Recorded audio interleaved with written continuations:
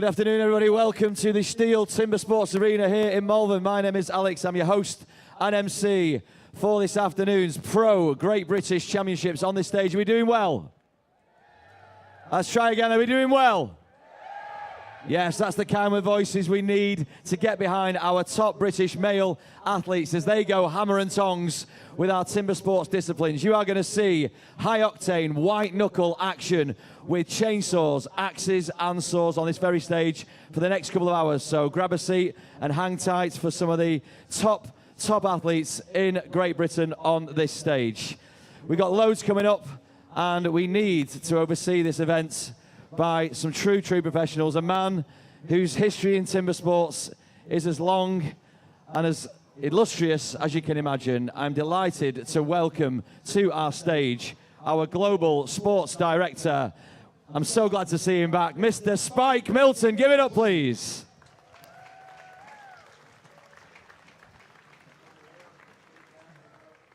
Spike, wonderful to see you. Great to have you back. All the very best. What can we expect in competition today? Well, you're going to expect absolutely everything. You've got the top professionals here from around the UK. You know, they've all been training hard and they've got their goals set. They've done their homework. So let's see a really good competition here, and may the best man win. Let's rock and roll. Thank you so much, Spike. And we need the judges to preside over proceedings. And we welcome now onto the stage our top officials, Bart Jansen and Andy Hall.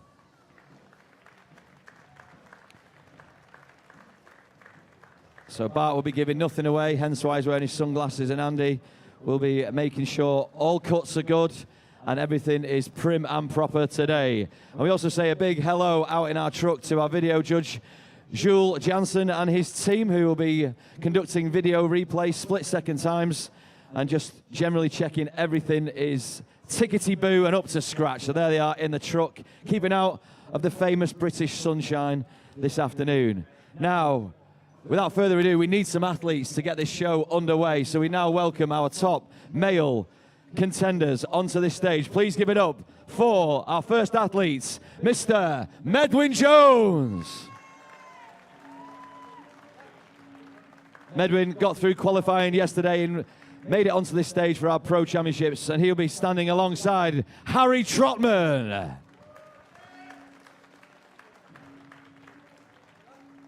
Okay, also came through qualifying yesterday, it's Mr. Andrew Gosling.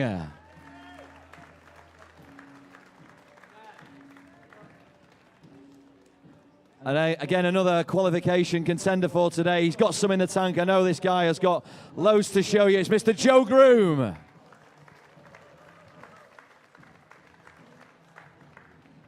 A superb showing in yesterday's qualification to make it onto this stage today. Please welcome from Cheshire, John Chunstall.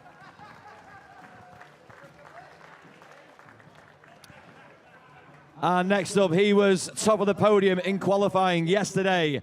We welcome out the 6'6" Ben Chapman.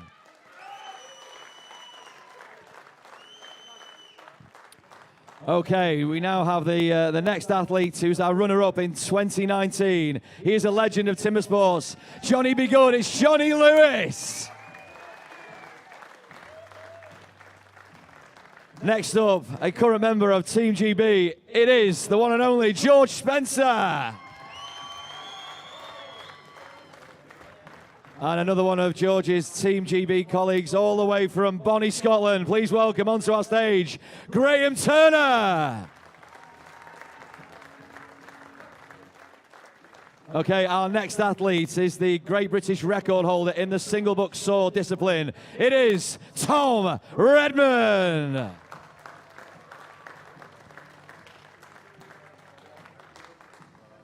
And coming back to our Great British stage with a point to prove, our former British champ, Mr. Robert Chatley.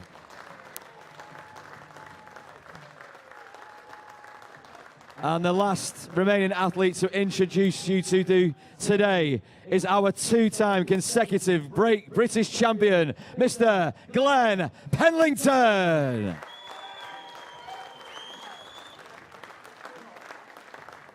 So these are your athletes. The competition's just about ready to go. The axes are primed, the chainsaws are being cranked up, but one man we need to bring life, bring colour, bring the expert commentary to our events is the one and only Troy Mannering. Welcome, Troy, to Great Britain, all the way from Canada via Munich. How are you doing, Troy?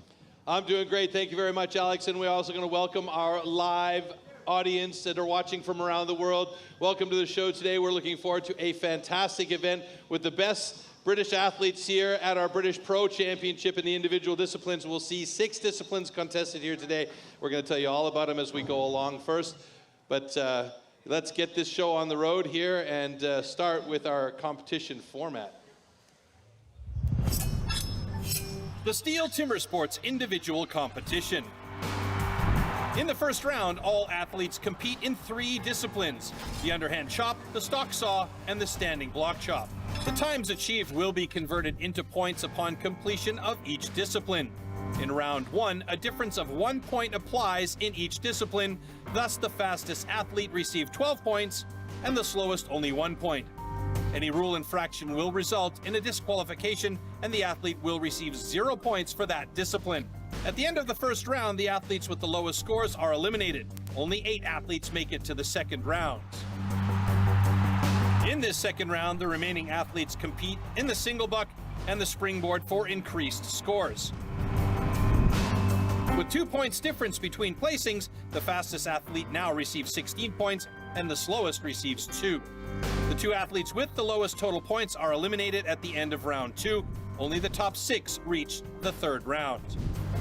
In the third round, anything is still possible in the hot saw, as an increased score interval of 3 points applies in this final round. The fastest athlete can score up to 18 points at the hot saw, the slowest only 3 points. The athlete who manages to achieve the highest total score across all 3 rounds is the new champion.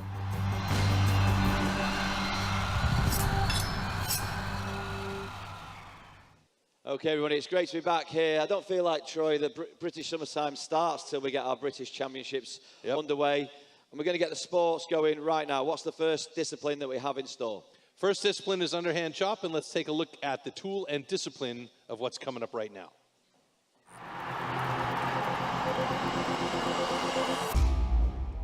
The axes used in timber sports definitely can't be bought at your local hardware store.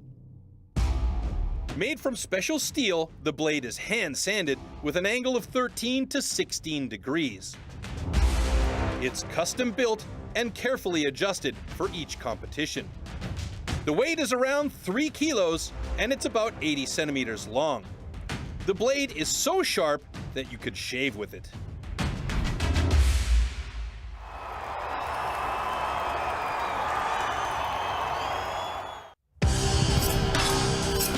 Underhand chop. In the past, the underhand chop technique was used to split logs. Standing on a horizontally anchored block, the athletes cut through a 32-centimeter log. The block has to be worked from both sides.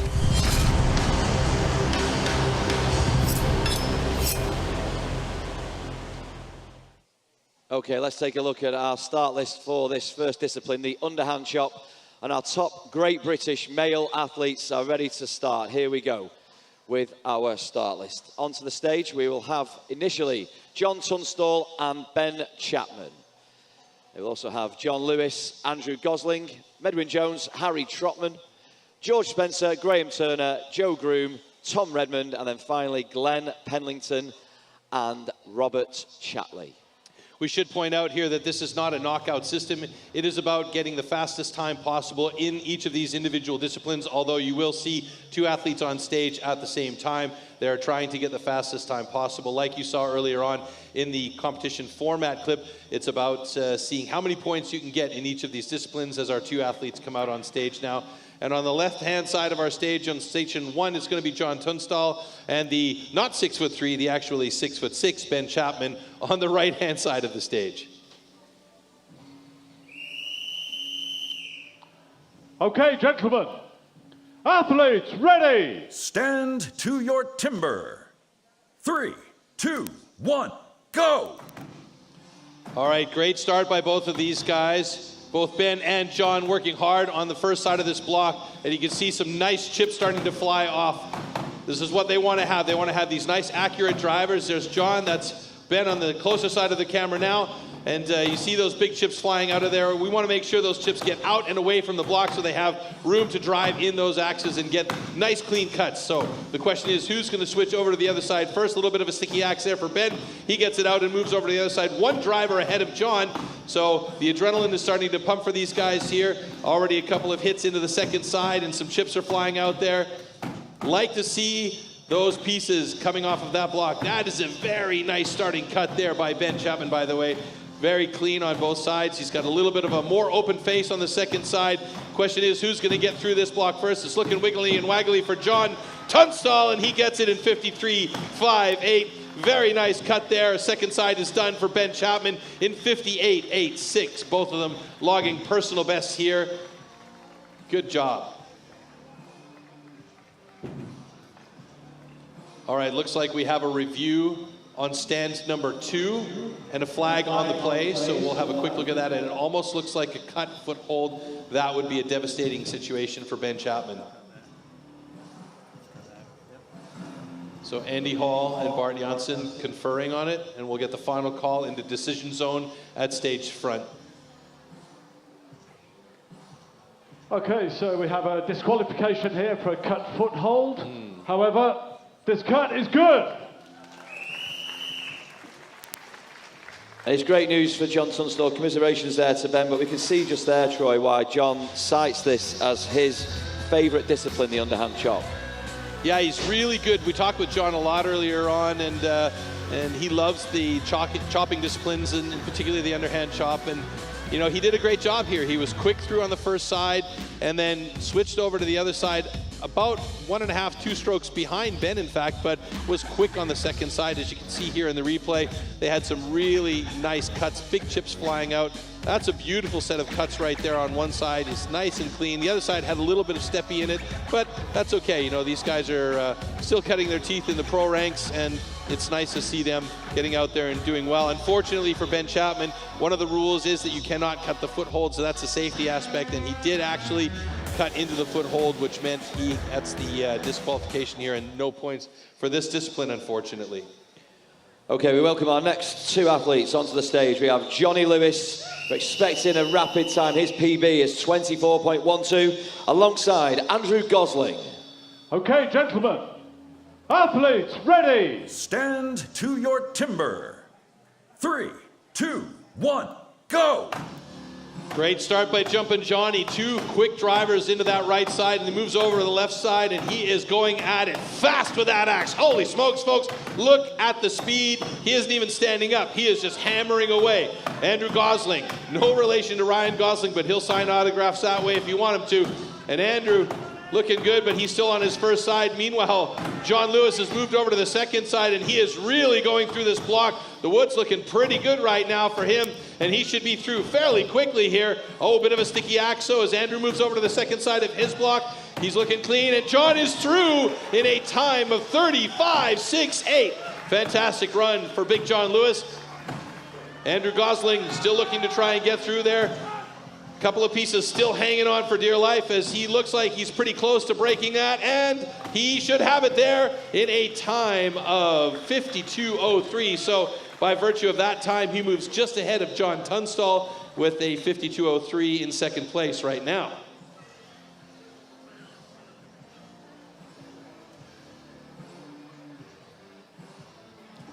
So down to the decision zone with Andy Hall.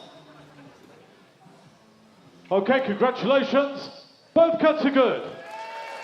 Very good start by John Lewis. He's motivated this year. I talked to him earlier, and he's like, yeah, I really want it. Yeah, he shaved so much off his time from last year, Troy. It was a time of 58.91. He's taken over 20 seconds off that. Amazing work from Johnny. You can just see the power in this man on the replays now. And I'd say Andrew Gosling, he got some sticky wood there on the back end, Troy. Yeah, I mean, you know, he's a very, very good chopper. We saw that earlier on in the qualification yesterday, and he did a great job here. He got under a minute through that block, so a good job by Andrew Gosling. And right here, I think he probably could have stepped down after that, but he did one more driver. Could have been a little faster with respect to that, but he wanted to make sure that he was clean through, and that's very important. If you don't clean through that block, it counts as a DQ, and they don't want that. That's the last thing you want to have here is a DQ. Yeah, every second counts, every split second counts in these events. The next athletes are primed and ready to go. We welcome out now Medwin Jones and Harry Trotman. Before that, we're going to talk really quickly, though, about how this is the original extreme sport. We'll take a quick look at how this all began and where we're at now. Expert woodsman who can cut down a tree more easily than most people can chop one up. When it really comes to tackling large lumps, you can't beat the men of the forestry companies. An axeman's gathering. This is Thomas losing the ropes to get to it.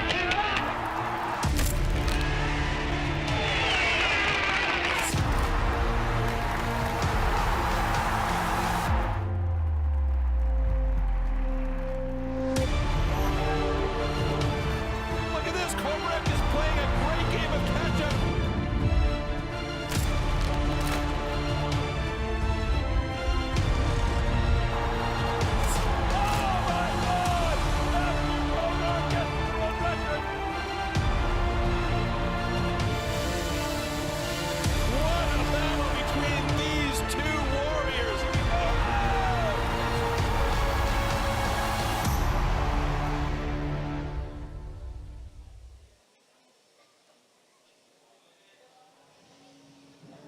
Okay, Troy, now we can have some athletes. Now we're ready for the next heats. We've got to clear the stage. It's vitally important everything's sorted out health and safety-wise, and we can bring on our athletes safely. Here we are with Medwin Jones and Harry Trotman. Two guys that could be more opposite as far as their build. Medwin Jones, powerhouse, very, very strong man, wide back. Not to say that Harry Trotman isn't strong, but he's slender, he's wiry. You can see he's tall, he's got muscle, he's got power. So two different styles of cutting here as far as body shape is concerned. Both excellent choppers. Here we go. Athletes, ready! Stand to your timber. 3, 2, 1, go! Very nice start. These guys are in sync with each other right away. Medwin Jones chipping out some big pieces right off the bat. Harry Trotman doing quite the same there. Those are flying off of both these guys' blocks. Trotman's got a little bit of a faster pace on his drivers. The power coming from Medwin Jones. Looking for the accuracy on these as Medwin slips over to the other side of his block. First two drivers go in there, and Harry Trotman, two drivers behind Medwin now as he slips over to the other side of his block and starts working on the front side facing our live audience here. And there we go. Now the chips are starting to fly as we get to the 40-second mark on both of these ones. Nice wide face for Harry Trotman. A little bit closed on the second side for Medwin Jones. I believe he had a bit of an open face on the first side. Bit of a sticky axe there for him as well, as he is really desperately trying to get through with those last couple of drivers. And Trotman's done it 54-52. Medwin Jones steps down, has one more to go, and he's through in 1:00:22. So good heat from Harry Trotman there. Medwin Jones had 3 or 4 drivers that got stuck in there, and they're going to look closely at that block to make sure he is cut through completely, but it looks like he's okay. And Harry Trotman sitting in 4th place, Medwin Jones in 5th at the moment in underhand. Okay, congratulations. Both cuts are good. All right, that's 2 more logged in as our team come on stage to clean up, and we'll take a look back at the slow-mo replays. These guys started in sync with each other. Literally, the first 4 to 5 drivers were absolutely timed perfectly, and then they started to get into their own rhythm. There you can see the wiry frame of Harry Trotman. He's got quick hits, he's got some nice chips flying. There, the second side, the power drivers from Medwin, and that's part of the problem there with Medwin. He had so much power going into a few of those drivers that he really needed to wrench that axe out, and you can see there 2 times, and I believe 3 times here now, and that really caused him a lot of trouble. He could have probably been there through a little bit quicker, but he stepped down, had to step back up, and you could see the log was loose, so it was just a matter of that one last hit to get him out. Yeah, we move along now and welcome out George Spencer and Graham Turner, both members of Team GB. Okay, gentlemen, athletes ready. Stand to your timber. 3, 2, 1, go! Oh, George Spencer getting into it fast. The drivers are coming fast and furious for him. Graham Turner looking to pick up the pace a little bit as he got a couple of sticky axes. George is really working hard at those fast drivers, and it's exciting to watch him get into that block. He's got a closed face at the front or the first side, and the same thing for Graham Turner as they slip over to the second side at the same time. Two really evenly matched guys here, two different styles as George is going for the faster hits and Graham looking for the more accurate power drivers. It could be a quick heat between these two guys and a battle. We'll see who gets through there first. Both of them really efficient on the cuts here, but it's going to be Graham Turner with a personal best 45.4. Very well done. And George Spencer on that second side. He's got some stickiness going on here. One more driver should do it for him. No, he's got a sticky one again. And some new wood being cut through. And George, unfortunately, he's still under a minute with a 53.97. That's a great time, putting him in 5th place right now in the underhand. But Graham Turner slips up into 2nd place there with a 43.1. Great time and a personal best for him. Great job.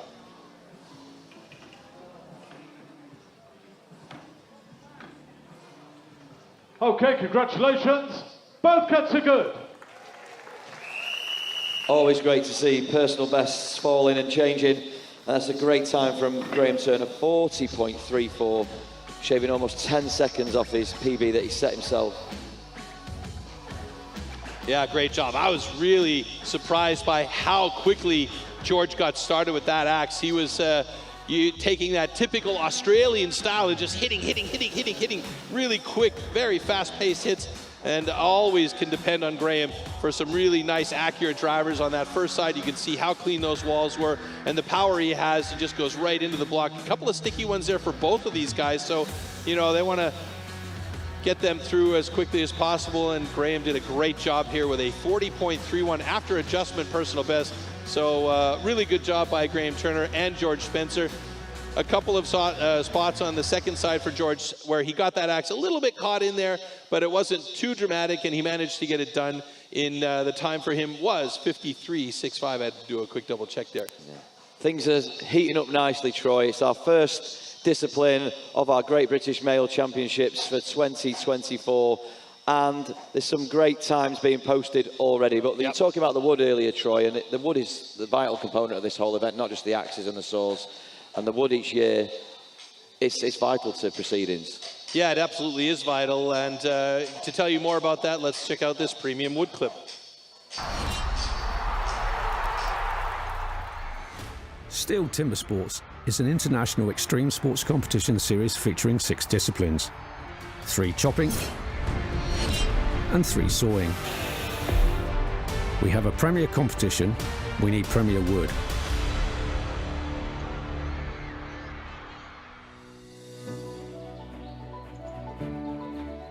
The biggest challenges that I face as part of my role is to ensure that our competitions are supplied with the highest quality wood. Each individual tree is examined for its conformation before processing. We need to make it fair for all athletes. So we are selecting different sections of the trees to use for each of our specific disciplines. Once the trees are felled, extracted and transported to our facilities, we measure, mark and then cut the wood into sized blocks. We then peel the blocks ready for competition.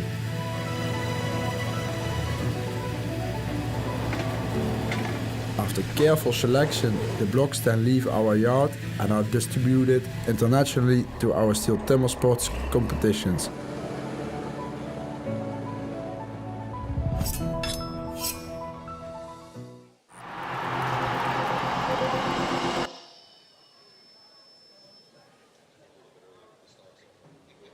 All right, our next athlete's now from West Sussex, a forestry trainer, Joe Groom, and this is his favourite event, so we're looking for a quick time from Joe.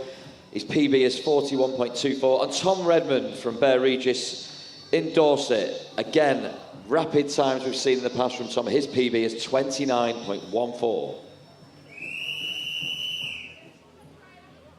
Okay, gentlemen. Athletes, ready. Stand to your timber. 3, 2, 1, go! All right, Joe Groom, left-hand side of the stage. Tom Redmond on the right-hand side. Joe opting for the blue-on-blue shoes today instead of the blue-on-white shoes. Those must be his lucky competition day shoes. Both these guys getting into the first side nicely. Tom Redmond, by the way, his personal best time, fantastic, 29.14. Let's see if he can get there today. Joe Groom already onto the second side. You can see why this is one of his favorite disciplines, as he's clearly favoring on this one. And Tom Redmond opts to jump over to the second side. He wants to do some catch-up here to try and get Joe Groom. Big chips flying off of Joe's block. Tom, a little bit of a bouncy one there. And there comes some of the blocks down, and Joe Groom gets it done in a personal best, 38.56. That is destroying his previous personal best. Great job by him. Tom Redmond looking for the opening down there and just struggling to try and find his way through this block. And now it's starting to look like it's wiggling and waggling. Massively sticky there, though, and he goes down in 1:00.48. That's a disappointing run for Tom. You can see him look to the heavens at that one and going, what the heck happened there?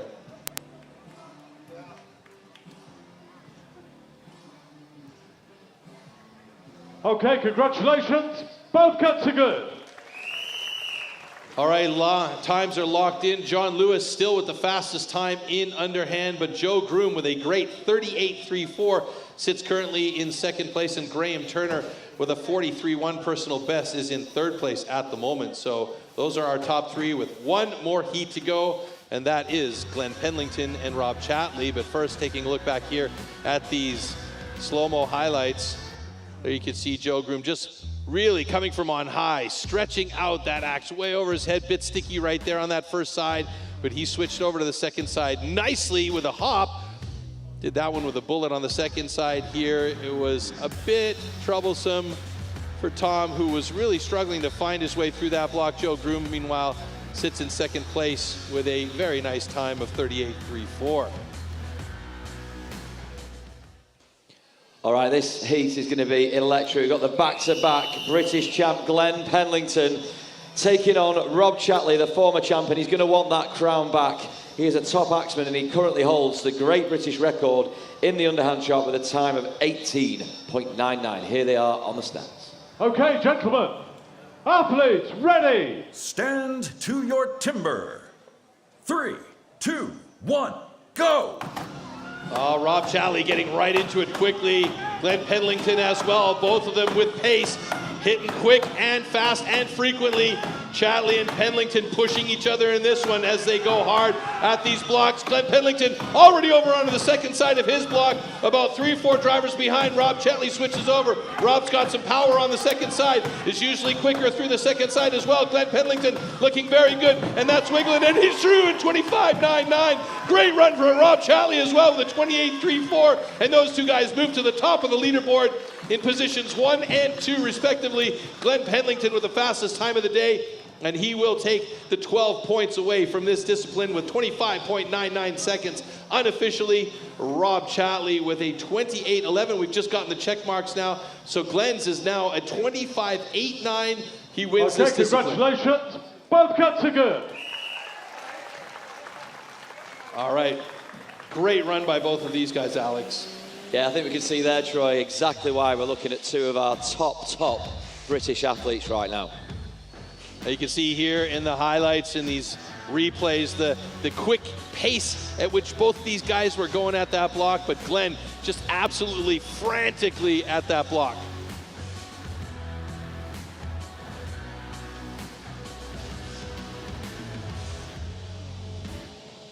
Great job on the second side here by Glen. You could see just one thread holding on, and 1-2 drivers later, Rob Chatley split his block. So a really good heat between these two guys. Very, very well matched up.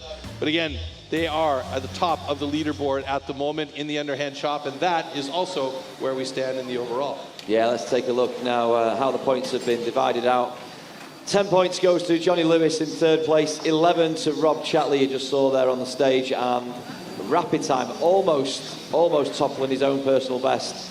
But he'll take all 12 points. Glen Penlington. All right, so we saw this first heat, or first set of heats in the first discipline of round one. There's 2 more disciplines to go in round one before we pare down our athletes to 8 remaining into round 2, and then we'll reduce them down again for round 3 in our hot saw to 6 remaining athletes. The next discipline coming up is the stock saw, where we'll take a quick look at the tool and discipline for that right now.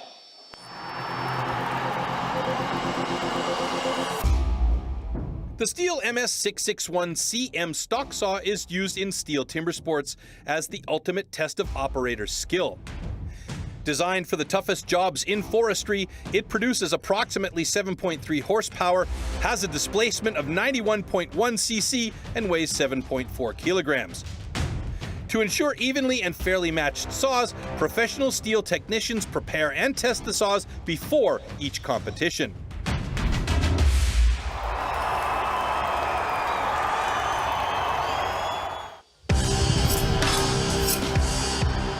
Stock saw. After the starting shot, the contestants have to cut 2 wooden discs, so-called cookies, within a 10-centimeter mark. 1 downward and 1 upward. The attempt is only valid when both discs have been cut off completely and within the marks.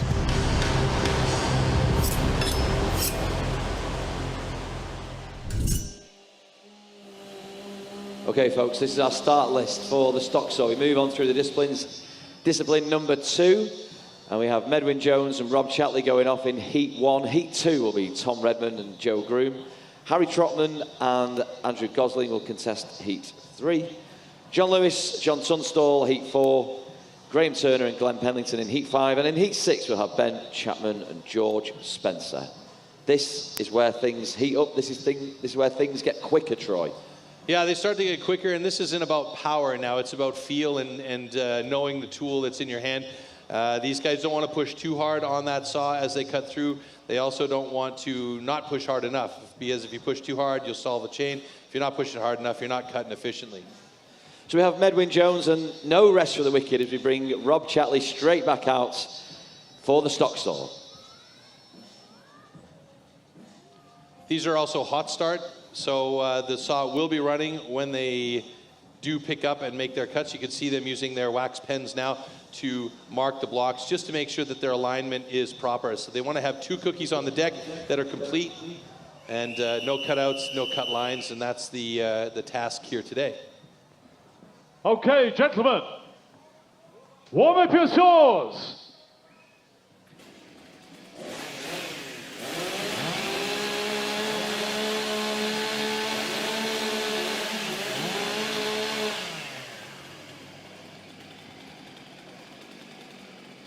Athletes, ready! Stand to your timber.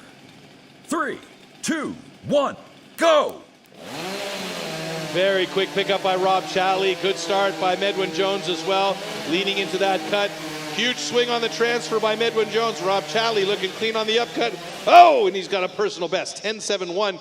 Medwin Jones not too far behind with an 11.83. That was quick. That was quick.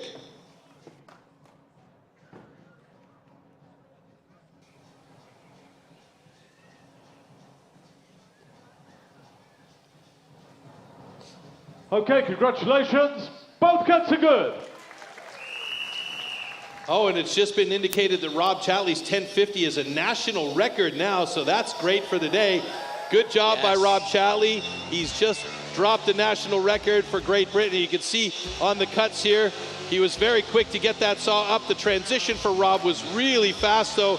Medwin swung that saw a little bit here. You'll see it on this slow-mo replay. Watch the swing of the saw by Medwin. It goes down a little bit farther away, and Rob was a bit more efficient on that transition to the upcut, and you can see right there, that was a beautiful cut by Rob Chatley, and a very good cut by Medwin Jones as well. I told you, Troy, Rob Chatley's not here to mess about today. No, not at all.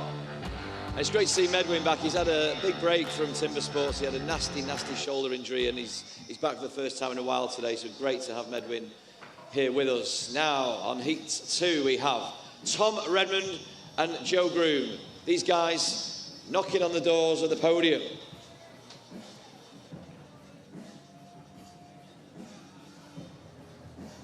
Tom Redmond seeming pretty relaxed, giving the camera a grin. He's always relaxed. Always. As is Joe. He knows what he can do. We've been giving Joe a hard time about his smolder headshot for Timber Sports all weekend long. Warm up your saws!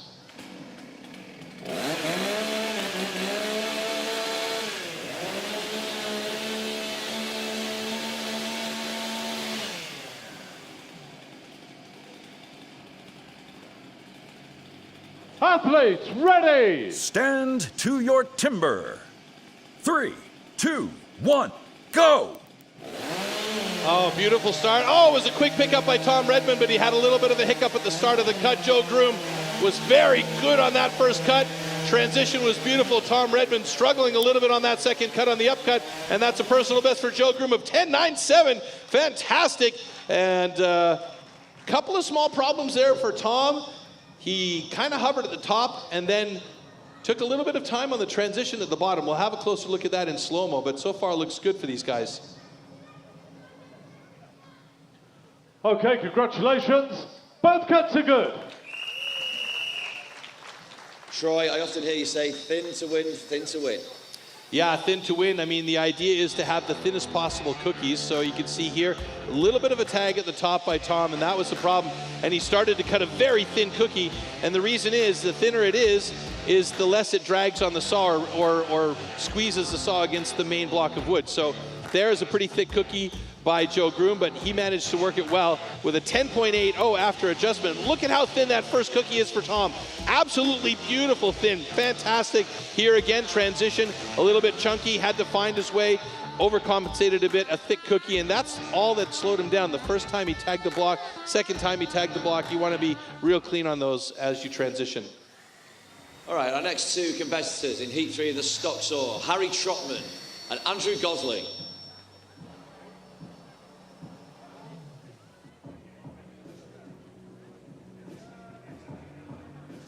The tension is building. The tension is mounting, that's absolutely true. And as we get closer to the end of the first round and start to show who's close to the bubble or will be eliminated, you start to see guys panic a little bit in how they attack these different disciplines. Okay, gentlemen, warm up your saws.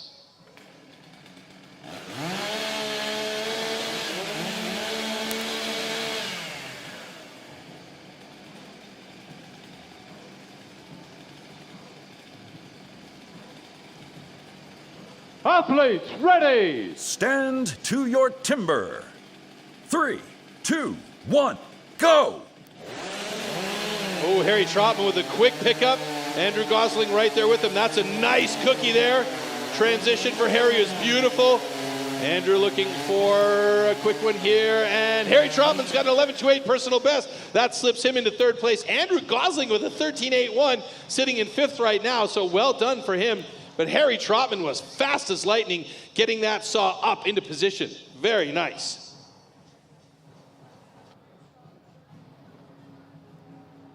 Okay, congratulations. Both cuts are good. So 11.11 after adjustment, a personal best for Harry Trotman. Excellent job. Look how quick he is here. Bang on. He was in position right away. Andrew, he was good too. He was quick, but Harry was just a little bit faster getting up there. There's that big transition swing for Andrew. And here's a swing again, same one. And that upcut was very clean by Harry Trotman. Yeah, beautiful. So Harry can actually improve that even slightly more, maybe a few tenths of a second with a quicker transition on the upcut. All right, so we move on to Heat 4. Johnny Lewis and John Tunstall will be on the stand for Heat 4 in the stock saw.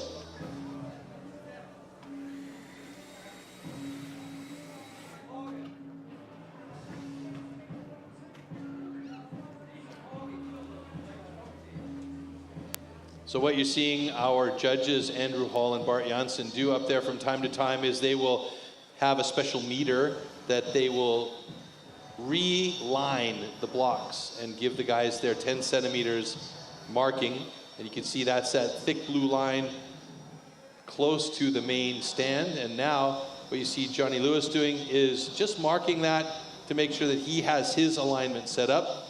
John Tunstall looked great in the underhand chop, wearing those mega safety goggles because he has to wear glasses as well. So those okay, gentlemen, he can use with his glasses. Warm up your swords.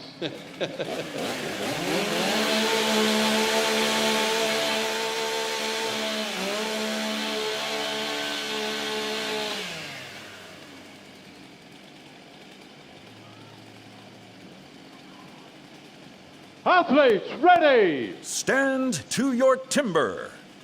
3, 2, 1, go! Oh, wow, great start by both of these guys, really even. John Lewis motivated to take this one down this year, but John Tunstall really quick on the transition and the upcut. He got that saw kind of stuck in there, but that's a personal best 11.45 for John Tunstall and 15.12 for John Lewis. Interesting, interesting. Oh no, Johnny Lewis might be in trouble here.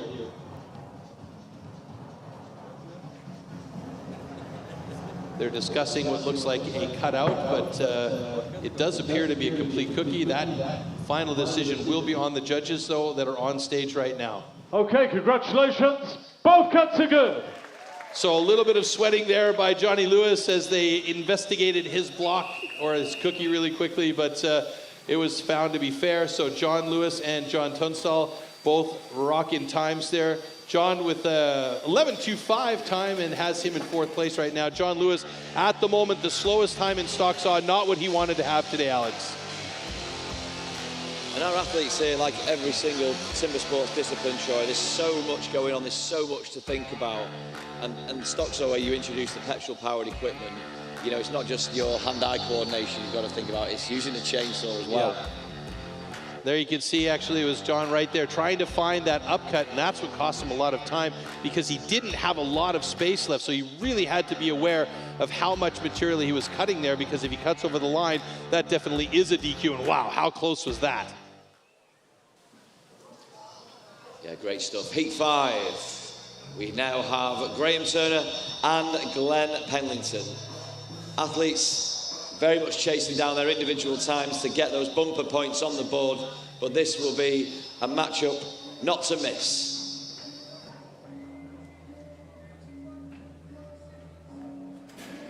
So there's Glen, our 2-time Great British champ, looking for 3 in a row in 2024, and Graham, he'll be hot on his heels. Graham is no slouch in timber sports terms.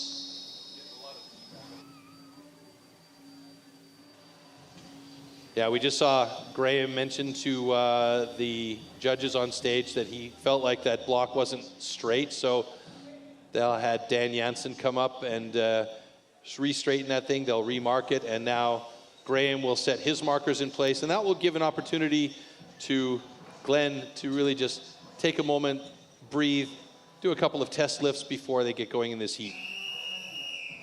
Okay, gentlemen, warm up your saws.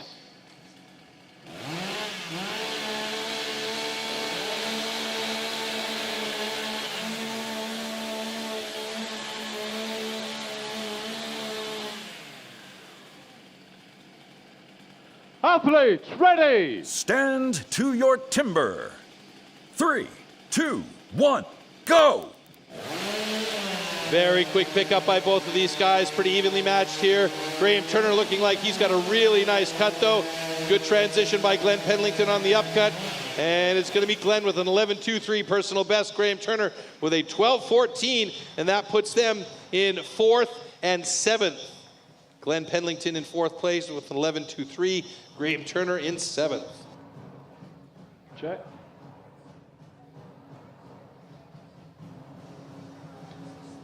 Okay, congratulations. Both cuts are good.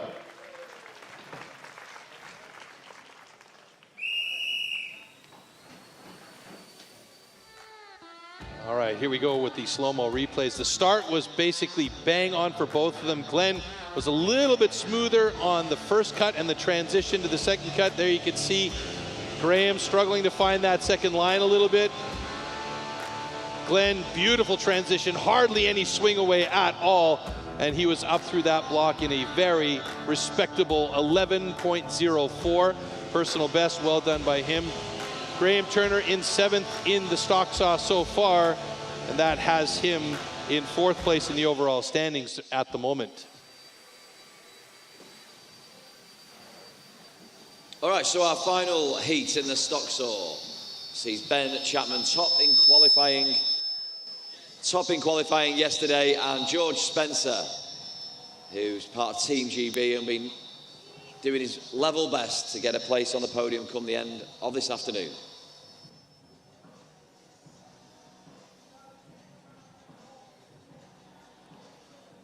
Ben Chapman clearly adept at the stock saw. His personal best 11.23. 3-1, excuse me. George Spencer 10.81. That is fast time. Season's best this year so far has been the 9.87. Okay, gentlemen, warm up your saws.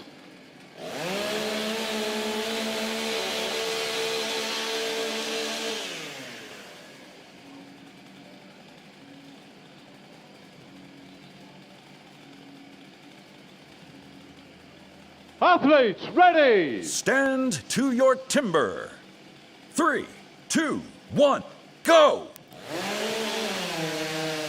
All right, both these guys starting well. Graham looked like, or George, excuse me, looked like he hovered a little bit there. Ben Chapman got in there pretty quick, but oh, that's a good cut by George. He does it, personal best 10.51, and Ben Chapman gets a personal best 11.11. Oh my goodness, what a run that was for those two guys. I love personal best dropping by the wayside. It is fantastic, and you know there's going to be some adjustments here. Yep, George Spencer's adjusted to 10.33. Okay, gentlemen, both cuts are good. That puts George Spencer and a new national record. Again, another record goes down as George Spencer takes the British national record and the top of the stock saw leaderboard. Ben Chapman currently in 4th place with a 10.90. Great job, and that is done and dusted for stock saw as we take a look at these slow-mo replays again. That was a very nice casual start almost for Ben Chapman. George leaning into that upcut, very nicely done. You can see the wood whistling out there as they both cut a beautiful chop or a beautiful slice up, and both of them having nice cookies on the deck. So nice times there for George Spencer and Ben Chapman. Okay, let's take a look at the stock saw rankings and where the points are going to be dished out. So we'll look at the top 3 because that's where the biggest points are going. Joe Groom takes 10 points. Rob Chatley takes 11. He set a national record for a matter of moments. Yeah. And then he was usurped by George Spencer with an amazing time. A new national record of 10.33, and all 12 points in this discipline go to George Spencer. Now, how does that affect the overall standings? You'll see a bit of jiggery-pokery there. And looking at the top 3, Joe Groom, who looked so good in qualifying yesterday, he's left enough in the tank so far. He's 3rd place right now, our reigning champ with 20 points. Glen Penlington is in 2nd, and Rob Chatley, he is currently our leader with 22 points. Troy, we've just seen 8 personal bests, 2 national records in the space of about 5 minutes. And I know Great Britain is an up-and-coming nation in timber sports terms, but just the training and the effort that our athletes have clearly put in the past 12 months, is that indicative of where things are going in Great Britain in timber sports terms? Absolutely, and Great Britain has one of the best club lives for timber sports. They have clubs all over the place. You don't see that in a lot of other places where there are clubs left and right where you can join and you can get into timber sports yourself. So it really bodes well for the British standard of timber sports. It's fantastic. Yeah, and you'll see that the competitive spirit out there now between all our athletes, because not only is there a place on the podium at stake today, but there's a place at both the individual and the World Championships taking place in Toulouse this November. Let's see what's coming up.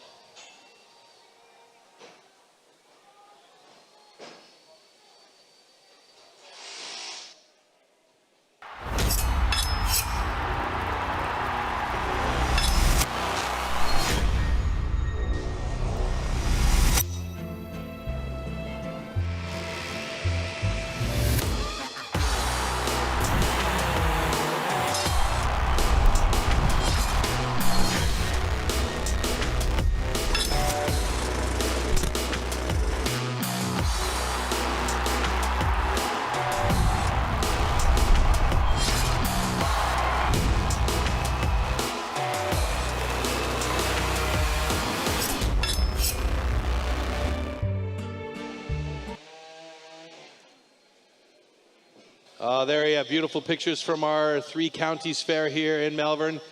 Fantastic weather. Finally, we had some torrential rain downpours earlier on, but the sturdy people here hung out, watched the shows earlier on in the day, and we're enjoying the beautiful weather now for our British Pro Men's Championship here. Next discipline coming up is the standing block chop, and this is where they have to cut through a standing block from the side. Why don't we take a quick look at the tool and discipline, and then we'll get back and talk a little bit more about the athletes coming up here. Standing block chop. At the standing block chop, the felling of a tree with an axe is simulated. A vertically positioned wooden block with a diameter of 30 centimeters has to be cut through both sides. A powerful and precise swing with the axe is the premise of a good result.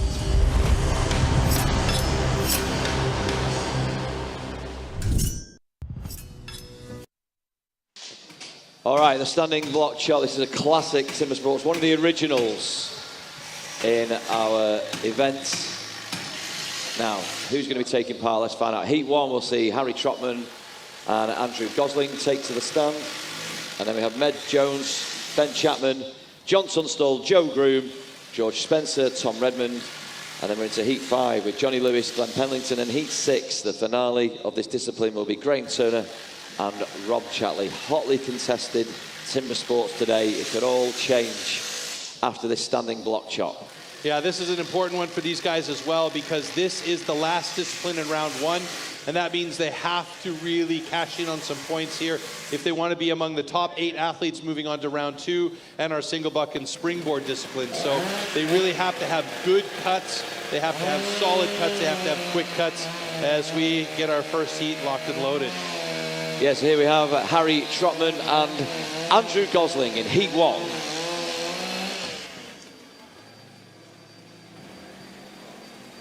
Last bits of cleanup duty on stage right now as our 2 athletes will come up on stage shortly. Harry Trotman, and you can see the time differences here between these 2 guys, 1:15.48 and a 58.58. Those times were established in the qualification round yesterday, so they're going to try and improve on those today for sure. And it just goes to show that, you know, these guys have day jobs. For example, Harry's day job, he grows Christmas trees all year round. And Andrew Gosling is a dairy cow nutritionist, so all sorts of weird and wonderful things going on in their personal lives there. But, very important to point out here as well, sorry, that our crew that's on stage blowing all of that sawdust and extra bits and pieces off of the stage.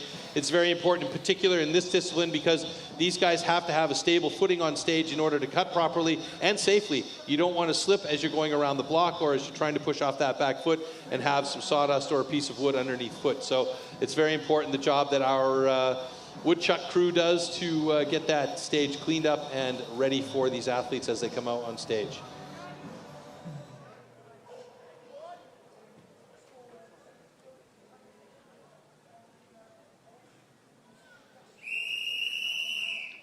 Okay, gentlemen, athletes ready. Stand to your timber. 3, 2, 1, go. All right, good start right away.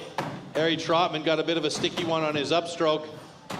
Andrew Gosling looking for some big chips to come out of this block. Harry Trotman wants to get under a minute in this heat here as well and get another personal best for himself. Andrew looking very good as he's aiming to get around to that other side quickly. He switches over and he'll start on side number 2. Harry Trotman needs to get over to that second side fairly soon as well, and he does at the 30-second mark thereabouts. Andrew with a bit of a sticky axe, and you can see some salad there from Harry Trotman. A lot of steps. He's cutting new material, which is taking a lot more time to get through the block. Harry Trotman on side number 2, and there's Andrew Gosling with some big chips falling out. And oh, we're going to have another personal best here. Andrew Gosling with a 44.99. Great job. And Harry now trying to get through there in under a minute. Will he be able to do it? He's got a few more drivers, but he's got some really sticky ones there as he's got to try and dig that axe out afterwards. One more driver. Oh no, it's going to be 2 more here. 3. Oh my goodness. A 103.23. He does get another personal best, so he improves on his previous one of 115.48. And that's always good to see, but it was a couple of drivers there, and he could have been off in under a minute, but it just got a bit sticky for him.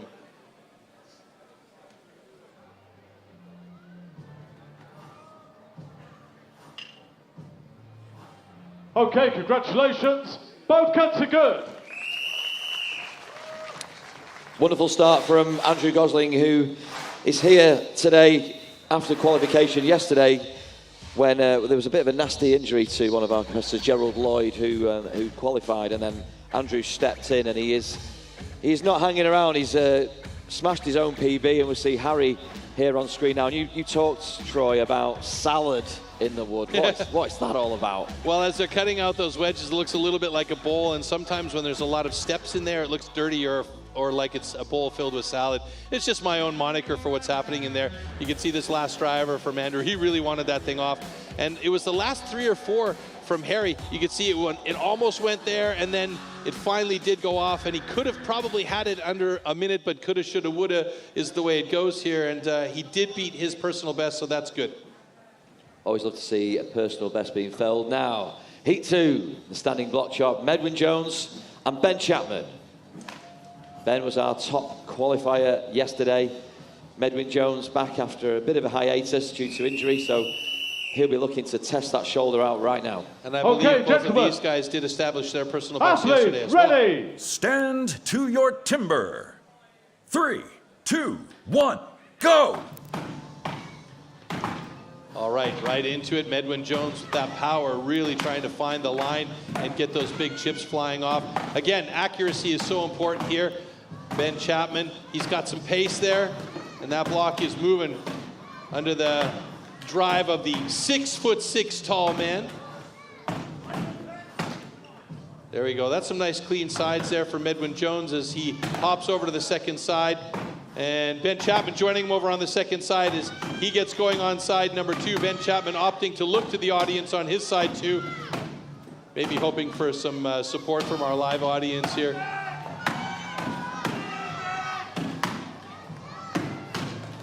And there we go. That that block drops for Medwin Jones at 44.94. That's going to be another personal best.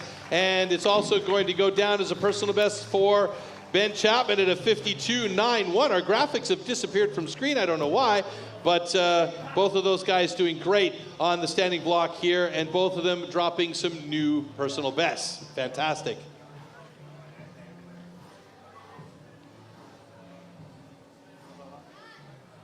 Okay, congratulations. Both cuts are good. And there you see the adjusted times. Medwin Jones with the fastest time so far with a 44.56. Ben Chapman sitting in third in standing block with a 52.65.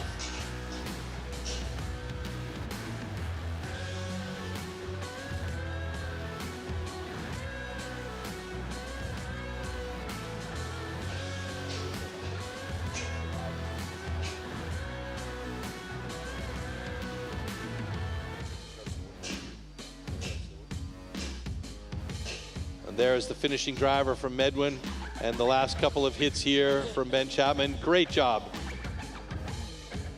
Always like to see those personal bests fall for these guys. It's fantastic.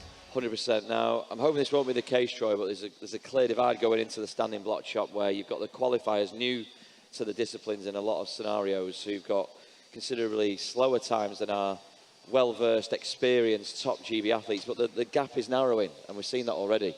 Yeah, the gap is definitely narrowing, and that's by virtue of having really good wood today. It seems like it's definitely better than what we saw yesterday. Also, the guys training. I mean, they're just fit. They're really good. They've been working with each other. And that's the beautiful thing about timber sports. You're going to see a lot of guys, they talk with each other. They talk with guys from other countries. They go and train with guys from other countries. They train in their clubs locally. So they're always working together to try and improve overall. And that just generally bodes well for the sport of timber sports. Now we're going to take a look at how the wood is cultivated, is managed, and gets to our stage for competition right now on the screens. We as STIHL Timbersports pride ourselves that all wood is sustainably grown, harvested and recycled to minimise the overall amount of wood processed. Firstly, this popular wood is grown on certified plantations. Secondly, the white pine for our sawing disciplines is only sourced from certified forest management.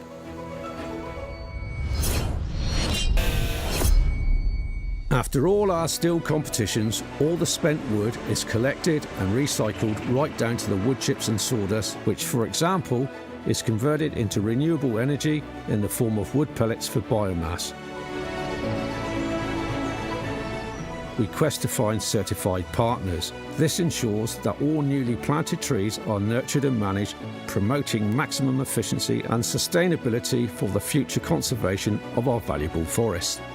Therefore, as you can see, with good harvesting practices and good management with silviculture, the ground is quickly replaced by new trees, or could even be used for arable for farmers and future rotations.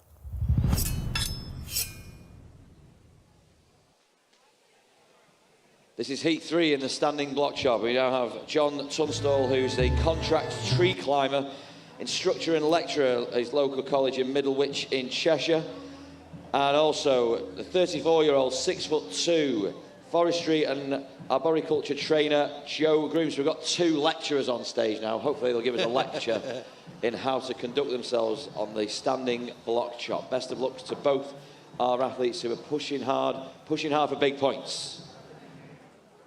Yeah, at the moment, Rob Chatley's still in the lead, but he hasn't cut yet on the standing block chop. Andrew Gosling and Medwin Jones have cut, and they're in 2nd and 3rd place at the moment. But Joe Groom, who is sitting in 7th place, is cutting right now. So we'll see how that affects his standings in the overall. Athletes, ready! Stand to your timber. 3, 2, 1, go!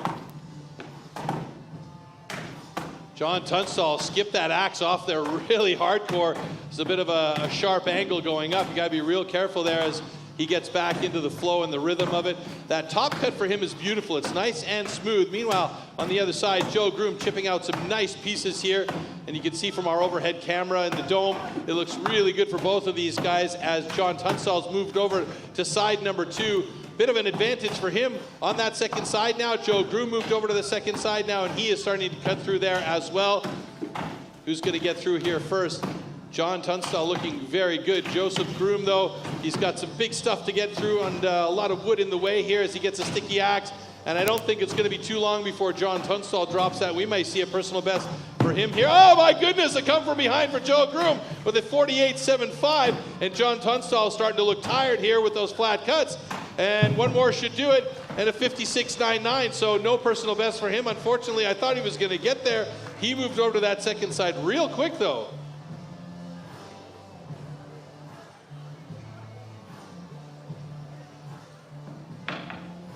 Okay, congratulations. Both cuts are good. Joe Groom, Troy, is an extremely powerful guy. You see his shoulders so big, so wide, but John's physique is now the up-and-coming look in timber sports. He's a powerful bloke himself. He's what I call Clark Kent of timber sports. He's deceptively powerful, John. You could see that skip off the block there. The angle was just a little bit too steep as he came up. The idea was good, but the angle was just a bit too much, and that could be a dangerous situation, but he controlled the axe well. Here's Joe on his second side and that last driver. That was a beautiful hit, and he just really didn't want to have that block anywhere near him when he was finished. And then John, last couple of hits there for him. And you could see he's disappointed. He knew he could do a little bit better. Just a couple of small things he's going to have to change there, and he is right there among the best. All right, heat 4 now. George Spencer, we saw him set the new British national record in the stock saw. He comes to the stand in the standing block chop, and he's up against Tom Redmond. So this is a good point, a good chance for George to really step up on the standing block chop. He knows he's got Tom Redmond behind him on the other part of the stage, and he knows Tom Redmond's personal best is very good at 25.57. George's personal best is not that far off pace with 33.46, so he'll be using that adrenaline, knowing that Tom's on stage with him, to try and get really fast times here. So let's see how both of these guys do on the blocks today. Athletes, ready! Stand to your timber. 3, 2, 1, go! And also to add to what you were saying there, Troy, this is George Spencer's favourite event, so he is going to be going for it right now. Absolutely, and he's got pace on this one as well, but so does Tom Redmond. and both of them looking really good. Tom over to the second side, about 1 stroke ahead of George Spencer, and Tom is continuing to stay consistently good in the competition. George Spencer right there trying to slab out some big pieces. Tom chipping away nicely. Wow. You got to watch those pieces flying like crazy, and it's not going to be far for Tom Redmond. Oh my goodness, a 29.68. George with a bit of a sticky one there. He wants 1 or 2 more drivers to get that thing off. Will he be able to do it? Oh, it's really hanging on for dear life, and there it goes in a 42.66.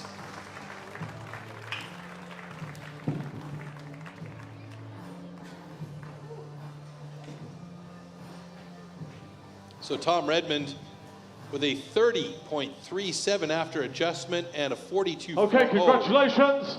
Both cuts are good. For George Spencer, and that means those 2 guys move to the top of the standing block chop results.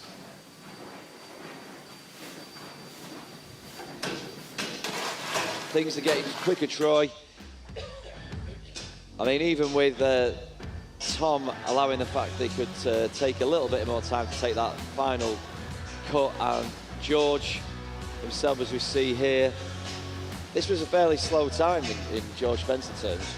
Absolutely. I mean, you could see he was a little bit disappointed with that. And I think it was by virtue of the last couple of drivers. He had maybe a couple of threads that were just holding on. You can see it right here. He had 1 more driver in that thing hang on. That was actually Tom's that he just knocked down with 1 final hit. Sometimes those can be so frustrating because you see it just hanging there, and then, oh, that extra swing takes a second off of your time. And there, George really wanted to have that done. So, I mean, it was a good job by both of these guys. They were cutting well, but it was just a couple of small things that are niggly for these guys that caused them to be a bit slower than they probably could have been.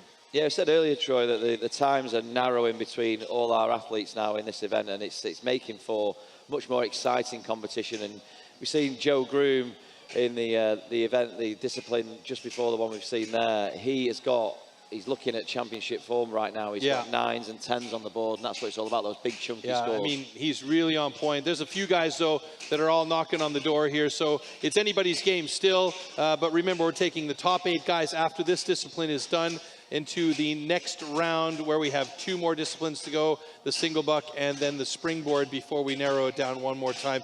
We should also say thank you to our prime sponsor, STIHL. They're the main guys responsible for this thing here. And we're going to take a quick break and look at some of the products they're offering our general public out there.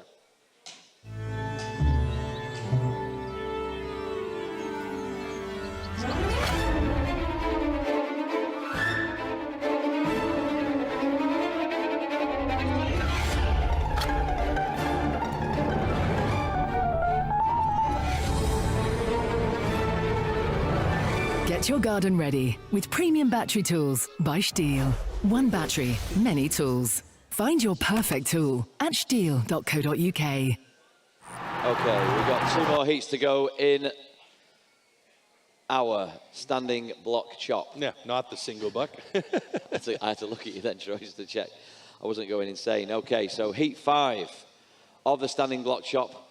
We'll see Johnny Lewis, who's been going great guns against our current and 2-time back-to-back British champ, Glen Penlington. And you see from the times, again, these guys have got the potential to be extremely, extremely fast. Yeah, John Lewis was quick in the underhand, our first event, or our first discipline. He got 3rd place there. Stock saw was not so top for John Lewis at a 14.95, so he's got to try and improve here. But if anybody can improve in the discipline, it's this one for John Lewis. Ready. Stand to your timber. Here we go. 3, 2, 1, go! Good pace by both of these guys here. John's got a lot of experience, but then so does Glen Penlington. And look at those drivers going in nice and smooth, nice and clean, not cutting new wood. Glen is very, very efficient here. John Lewis over to the second side of his block at about the same time as Glen did.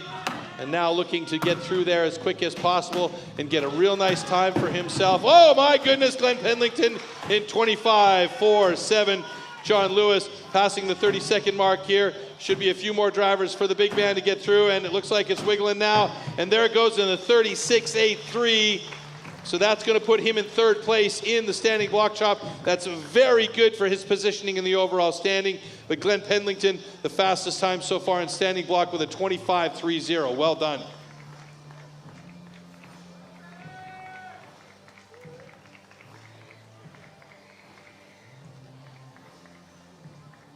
Okay, congratulations. Both cuts are good. Brilliant stuff, Troy. Glenn absolutely destroyed that like a piñata at a family party. And the family members that he doesn't like. I think he thought it was a piñata. Where's the chocolate? Come on, where are my treats? Now he's going to have to wait for the treats at the end of this competition. But both John Lewis and Glen Penlington looking very, very, very good so far. There's still one more heat to go, but at the moment, Glen Penlington with wins in the underhand and the standing block chop, and third or fourth I think he got in the stock saw, is at the lead. George Spencer sitting in second. John Lewis at the moment in fifth place, so he is in good standing to move on to the next round. And here we go with that last driver by Big John as he was trying to put that one out into far left field. Okay, Scotsman and an Englishman, Graham Turner and Rob Chatley, the final heats in the standing block chop. Rob Chatley, a legend, 18.56 personal best. Graham Turner a 23.74. If Graham can even come close to that, he'll be among the top 2-3 guys. Rob Chatley, holder of the British national record in this event. He's the current holder of 2. Okay, gentlemen. Athletes, ready. Stand to your timber. 3, 2, 1, go! All right, right away into it with some big chips flying for both of these guys, Graham Turner and Rob Chatley. And it's looking very good for Graham on his first side as he has got nice and deep. Rob Chatley a little bit steppy there as he moves over to the second side, a half stroke. Well, no, let's call it a stroke and a half behind Graham Turner. Graham Turner aiming for some good time here. Rob Chatley working that second side like a beast. He's looking like he's close to getting through there as it's wiggling on top. Graham Turner's as well. Oh my goodness, how close was that? 38.7 to 37.6. Wow, those blocks both went down pretty close to exactly at the same time. And that means they'll be 3 and 4 in the standings without any adjustments so far. But those times are so incredibly close together. 37.6 and a 38.7. We'll see what Competition Control Center says after the adjustments are made. Okay, congratulations. Both cuts are good. So Graham Turner's was a hair faster than Rob Chatley's after Competition Control Center had their hands on it. It was a 35.7 to a 35.9. Unbelievable finish there. 0.2 of a second difference between them. Both these guys just really motivating each other on stage, I would say. But look how nice and clean those shots are from Graham Turner. A little bit of house cleaning there from Rob Chatley. That one's a bit steppy. He's depending more on power than he is on accuracy. And here, watch this. Bang! Both those blocks down at the same time almost, but Graham just 0.2 of a second faster than Rob. We know now the margins are so fine between second and fourth place when it comes to the points being distributed. There's a matter of 0.3 seconds, and those points at the end of today could be pivotal in deciding who becomes our great British champion. But let's take a look at where the points are going to be shared out from this discipline, the standing block chop. You'll see there on screen between fourth place Rob Chatley, 30.59. He'll get 9 points, but then Graham Turner, 30.57, gets him 10 points. Second place, Tom Redmond, with a time of 30.37. He will get 11 points. And Glen Penlington's 12 points are added. And in our overall standings, that puts him top with 32. But hot on his heels, former champ, Rob Chatley. And we had a great time from George Spencer. He's got 24 points. And Joe Groom, who's dropped off the form a little bit in that last event, Troy, but he's still well in the mix with 23 points in fourth place. He is at that. We will lose 4 athletes now off the bottom of this list, so we'll see and say goodbye to Medwin Jones, John Tunstall, Harry Trotman, and Ben Chapman, unfortunately. And then we'll have our 8 guys that are going to be moving on to the next 2 disciplines, which they're setting up for on stage right now, and that's the single buck and then the springboard. Now, the single buck, we'll find out more as we take a look at the tool and discipline for our coming event here.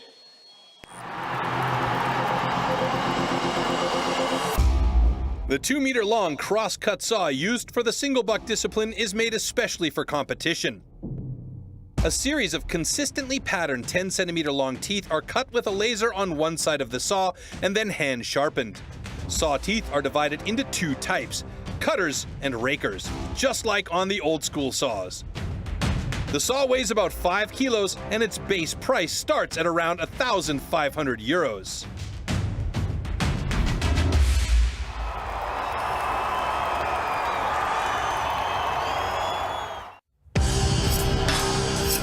Single buck. The single buck is a one-man saw about 2 meters long.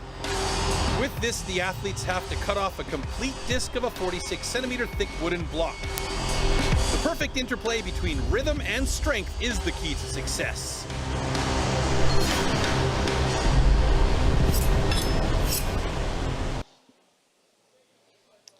Well, there you see our stage set up ready for our single buck, and here's the lineup.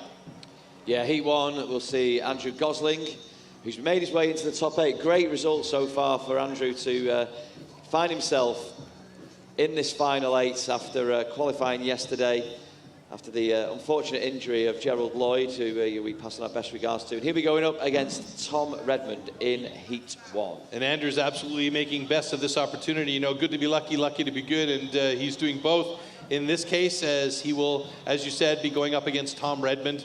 National record held by Tom Redmond in the single buck. That says a lot about how well he can move that 2-meter-long crosscut saw through the block. Andrew Gosling's personal best time, 23:74, 34:78. I'm reading the wrong line here. So, you know, he's not far off pace. He's going to put it to the wood, though, today to see if he can improve that a little bit. And the way the guys have been cutting and the adrenaline flowing and the excitement about being in these next rounds is obviously going to play a big role here for him. And you're looking at the national record holder, Tom Redmond, in this discipline. He set it last year, time of 14.66.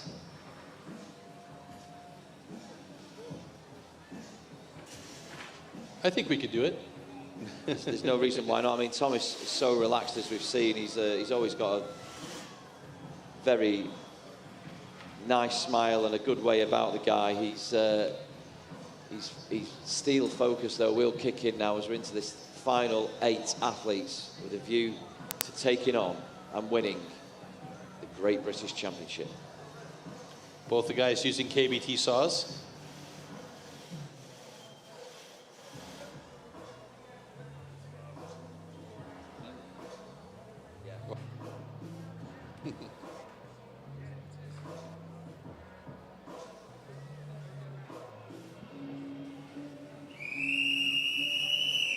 Okay, gentlemen. Athletes, ready. Stand to your timber. 3, 2, 1, go!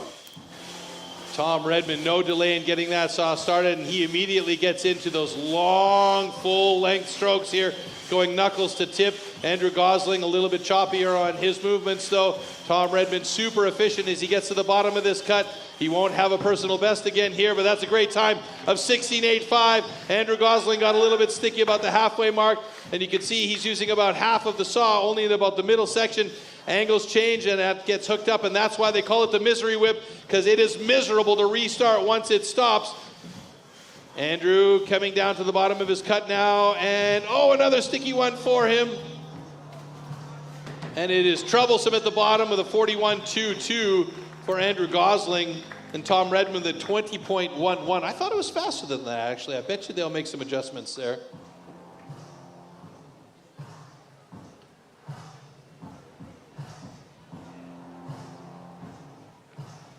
Okay, congratulations. Both cuts are good. So Andrew Gosling with a 4.89 and Tom Redmond with official at 20.11. So 20.11 is the time to beat at the moment, as they'll get cleaning up on the stage and we take a look back at the slow-mo so you can see the angle changes right away from Andrew, and that's really a death sentence for your speed because that saw just stops. And meanwhile, Tom Redmond's so adept with that single saw, and you can see he's just keeping it level and steady movement the whole time, not changing the angle, using the entire length of the saw. And that's the difference between somebody who's got experience with it and somebody who is just cutting their teeth with it, so to say, for lack of a better pun. So Tom Redmond set a marker there with a time of 20.11. Troy, do you see that being challenged? Absolutely possible, in particular with John Lewis and Joe Groom, and of course Glenn. There's no two ways about it. Any one of these guys could get out there and challenge that time. But I think John's going to have a very good time here today. And I think Graham may also be a guy that's going to put the wood to a test today as well. So, I mean, you know, you've got 8 guys there that could do some damage to that time. There's no doubt about it.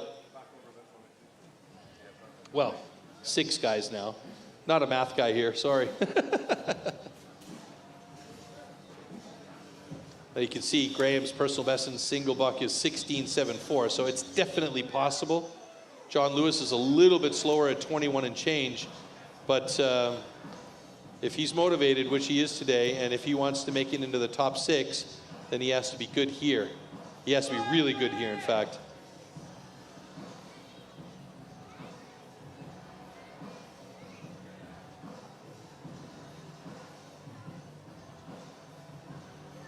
John got himself set and just basically froze in position, ready. Here we go. Okay, gentlemen, athletes ready. Stand to your timber.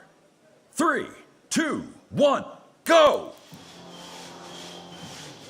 Oh, look at that. They're in sync with each other. Both of them sawing very similarly. Graham Turner going for a faster pace on his. John Lewis picking up the pace now as he gets into form here. Both of them keeping that saw moving. Graham Turner looking good. His form is very good as he gets to the bottom of that cut, and he's going to have the fast time of the day, 18:11. John Lewis is not going to beat his fastest time, unfortunately. Oh, he got sticky at the bottom, 26:18. That's a rough cut for John Lewis. He was expecting more out of that one. A small angle change at the bottom stopped that saw dead in its tracks, and he had to restart, and that killed his time. Great time by Graham Turner, though, 17.84, a little bit faster than Tom Redmond by 2.27 seconds. John Lewis sitting in 3rd place right now with a 25.89.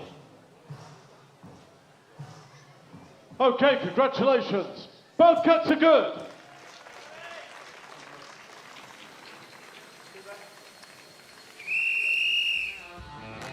You can see both of the guys started quite well. Both of them had very similar styles at their start, and right there you can see that saw from John kind of hopping on the backstroke. And then he got into the flow. Meanwhile, Graham just got that saw moving in the flow. Now both of them could have probably been a little bit more efficient in the use of the saw. It's 2 meters long, and they're using about 1.50 meters of it each, right? So, and it was only as they got into the middle of the cuts that you could start to see the entire saw being used here, in particular for Graham at the bottom of his cut. Really nice run for Graham, though, and he has set the pace for the day.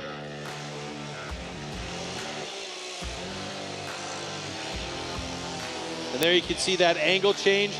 It's a weird phenomenon. You get to the bottom and you think, I'm going to change the angle and try and cut that away a bit quicker, and then it just stops the saw, and that caused problems for John Lewis. 2 more athletes will be quick off the block here, Joe Groom and George Spencer. So expecting big things from both these athletes. I know that George has been working hard at this discipline. He's got a 20:01 personal best, so you're going to see him try and improve that. And meanwhile, they're out making some quick adjustments to the blocks for our single buck.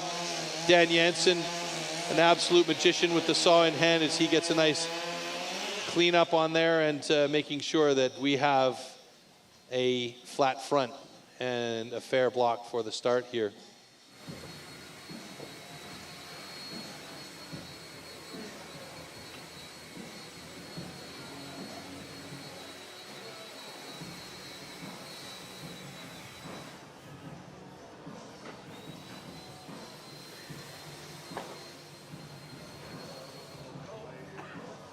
So heat number 3 coming up between Joe Groom and George Spencer. So it looks like George is going to set up his saw.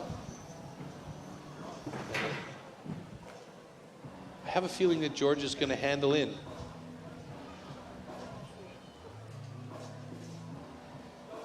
No, same position as usual.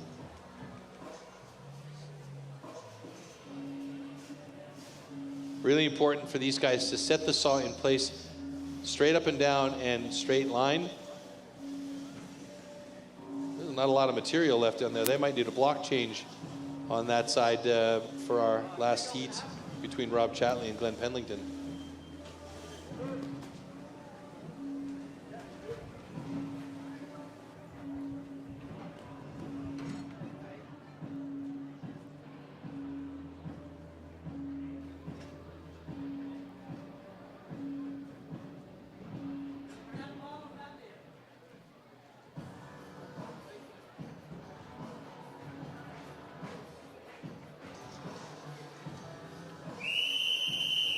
Okay, gentlemen.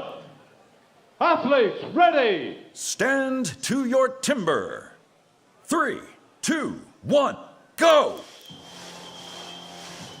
Quick start by both of them. Joe Groom. There you go. Misery whip at its best right there. He's recovered well though, Troy. He's back in business. Yeah, George Spencer, meanwhile, looking very good as he's just passing the 2/3 mark. He got a little bit sticky as well. You can see the restart was a bit tough for him as he gets to the bottom outside of his personal best time. 23:29 and a 23:73. Close between the two of these guys. No best times for either one of them, but they're going to be in positions 3 and 4 in the single buck standings.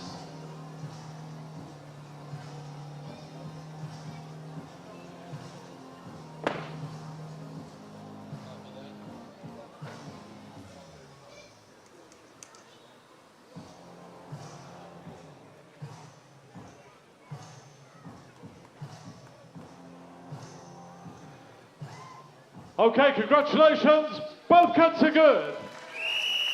All right, it's official. The times are set, 23:48 and a 23:06. And that puts George Spencer in 3rd place and Joseph Groom in 4th place in the single buck as we look back at the highlights here. And watch right here what happens. Small angle change by Joseph Groom, and there is that whip action, and he's got to reposition and restart. It was looking pretty good here for George as our camera was following along with each stroke. And about the middle section, he also got a little bit stuck up, had to restart the saw. So both of these guys really solid in the discipline, looking to make improvements, but the improvements weren't there today, unfortunately. Troy, I think without the wobbles that Joe had and the stickiness that George had, you know, they could have saved themselves 2-3 seconds. That's vital in this. I'm going to say minimum 2 seconds at least, but the one from Joe was insane. You could see the saw actually bow or whip, which is, like I said, why they call it the misery whip. So, you know, it's one of those situations, a small angle change, and it bites into the wood, and then the whole thing stops, and then you have to reassess and re-pull and restart, and it's just a bear to restart that thing. It's so difficult. Because theoretically speaking, you should be able to move the saw back and forth through the wood with one hand, but you got to be fast, and one hand isn't fast. So there you go. Yeah, I mean, you and I know firsthand about misery whip. Keeping your lawnmower clean is key to making sure it works efficiently. And we now have a Care and Clean kit that includes everything you need to make cleaning your mower a breeze. The kit includes our effective but gentle cleaning detergent, STIHL Multi-Clean. Multi-Clean is an all-purpose cleaning agent for plastic, metal, rubber and painted surfaces, making it perfect for these mowers. It also includes a wooden-handled bristle brush with a scraper for cleaning the mower unit and a microfiber cloth for thorough but gentle cleaning. To clean the mower unit, simply spray it with STIHL Multi-Clean and leave to work for 5 minutes. Then clean it thoroughly with the brush and remove any residual dirt or cleaner with the damp microfiber cloth. To clean the lawnmower housing or your IMO docking station, just spray STIHL Multi-Clean onto a microfiber cloth and wipe over the surface. Repeat the procedure as needed, then wipe the housing with the damp STIHL microfiber cloth. The STIHL Care and Clean Kit for lawnmowers is the perfect way to keep your lawnmower in tip-top condition.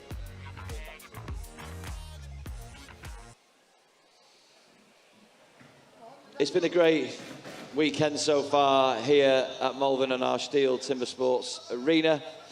The sun has finally made its way out on a Saturday in British summertime. Sort of, kind of. Can begin. Never thought we'd be saying that in June. All right, so one thing that is consistent with providing the heat and bringing the heat is the single buck and heat for our two of our top British athletes, former champ Rob Chatley and two-time consecutive British champion Glen Penlington. And look at their personal best times. So close together, these two gentlemen. And let's see if they can keep that consistency out on stage as our stage crew exit stage left and we get our two athletes out there to set up their saws.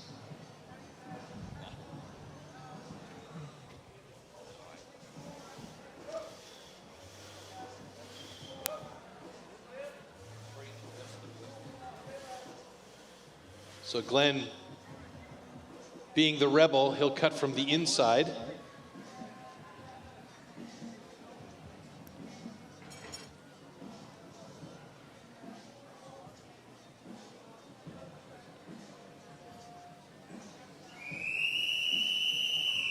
Here we go. Okay, gentlemen. Athletes, ready. Stand to your timber. 3, 2, 1, go! Rob Chatley waited, moved slightly, and then got that saw going. And look at this, they're both going at it full bore. Rob Chatley and Glen Penlington meeting the halfway mark here of their cuts. Rob Chatley looked like he might be a hair faster, but got stopped. Glen Penlington gets to the bottom in 16.68, and Rob Chatley tapped out and had to stay in there and cut that last little bit off. That slowed his time down to a 19.36.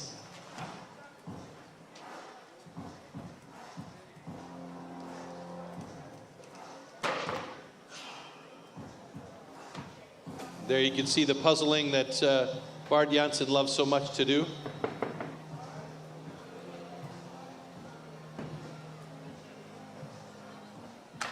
So just waiting for our athletes to join Andy Hall in the decision zone at the front of the stage.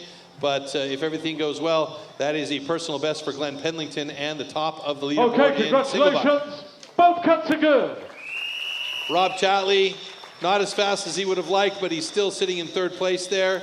Tom Redmond in fourth, George Spencer, Joseph Groom, John Lewis, and Andrew Gosling rounding out the top 8 here as we look back at this heat. You can see both of them getting right into it. You can really see how Glen just leans into those push cuts and Rob just using all of his power to get in there. And small change at the bottom. You can see how thin that cookie is. The problem for Rob when he got to the bottom of his cut, he twisted the saw a little bit.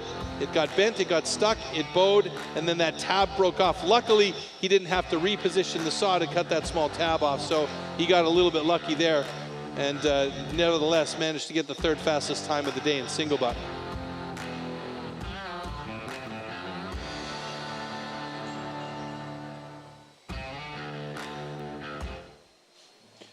Okay, where are the points going in the single buck? So 10 points in fourth place went to Tom Redmond. He's our national record holder, but it wasn't good enough for him just today in this discipline. So third place, Rob Chatley. We saw him get a little bit stuck there at the end, and that could have cost him dear.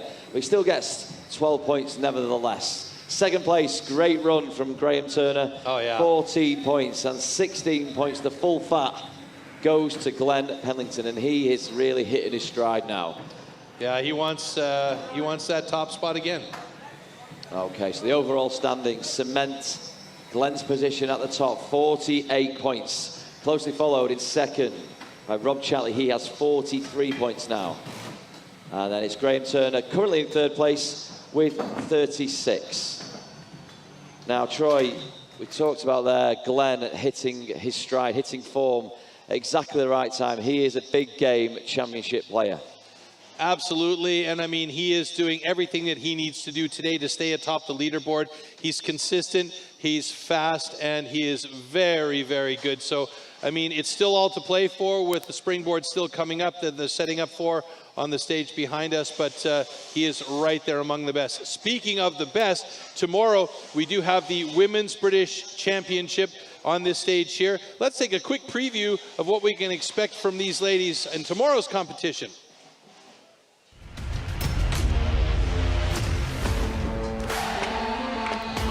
I'm really looking forward to the British Championship this year. It was great to win it last year and bring the trophy home. I know it's going to be really difficult this year. I'm not taking anything for granted. The girls have worked so hard at the STIHL training camps. I know it's going to be a tough one, but I'm really going to work hard to try and bring that trophy home.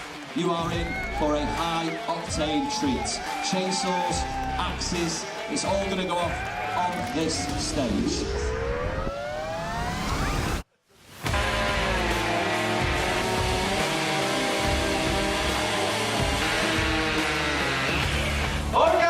For the first time, we've got a mother and daughter competing against each other in the Women's Championship.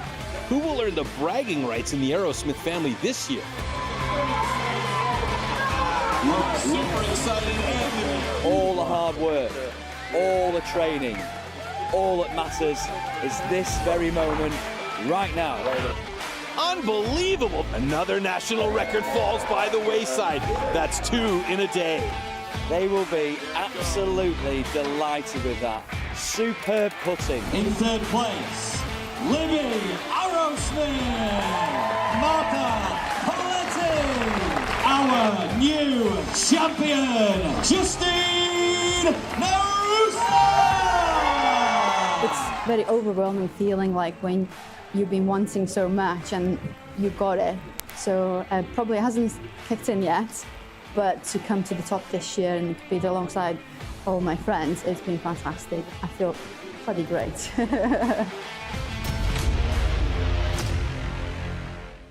We've just seen some amazing moments there from our second ever Women's Pro Championship in this country, and I'm delighted now to say I'm joined by our current champion, down from the podium for a moment, not covered in champagne.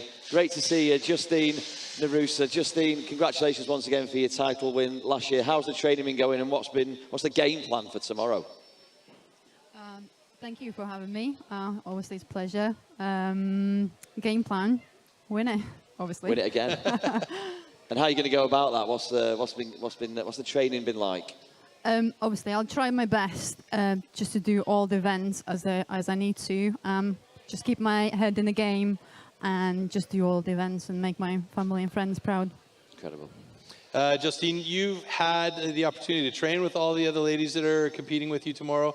You also seen from last year to this year the improvements. Who do you think your biggest competition is going to be? All of them.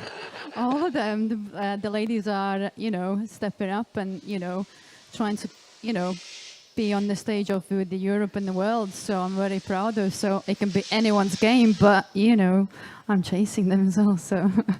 Well, I mean, you're the one being chased now. So for all of the girls and the ladies that are out there watching, what would you say if they were to ask you, how do I get into this sport? What do I have to do? Obviously, there is a lot of information out there on the STIHL website.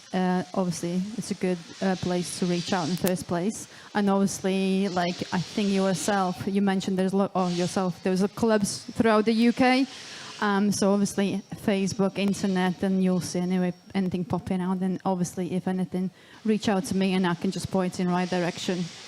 Yeah, because I think with STIHL Timbersports, we know with the men's and yourself with the women's, that you're probably going to get access to high quality training and you're going to be helping out and you all push each other through. It's a real family affair backstage and it's great to see. Listen, we wish you all the very best tomorrow and all our women taking part. So good luck to you all on our third ever Women's Championships on this stage tomorrow.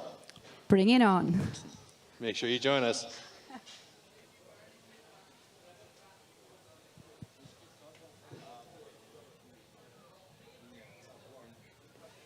All right, so we're waiting on the stage up there to be finished setting up, so we're going to keep Justine here. for a little bit longer. So Justine has been busy with the women's. Rookie is also going to be going on tomorrow. We're going to have the rookie competition happening tomorrow as well on stage. You've seen some of the rookies that have been competing. They're looking really good. Let's take a quick look at the preview of what we can expect from the rookies here while we wait for our main stage and our Springboard event to be set up. Thank you. I'd love to be rookie champion again, but I don't think it's going to be that easy. There's 7 new guys, and I think they'll be coming in force, and it'll be interesting to see what they can do. Our great British Rookie Championships of 2023. You're going to see 4 high-octane disciplines with the saws and the axes from some of our up-and-coming British talent. One tiny mistake can change the outcome of everything here today. This year we've got 7 new rookies in the mix, but Jack Morris is still the man to beat. Let's see how this pans out. This competition is really hotting up. Everything they've worked for, months and months of sweat and tears. All that matters is this right now. Wow, this is an incredibly close heat. This is going to come right down to the wire.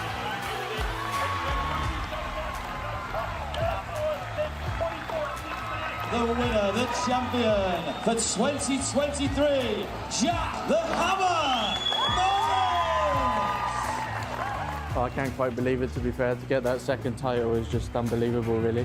What's next for me? You might have to wait and see.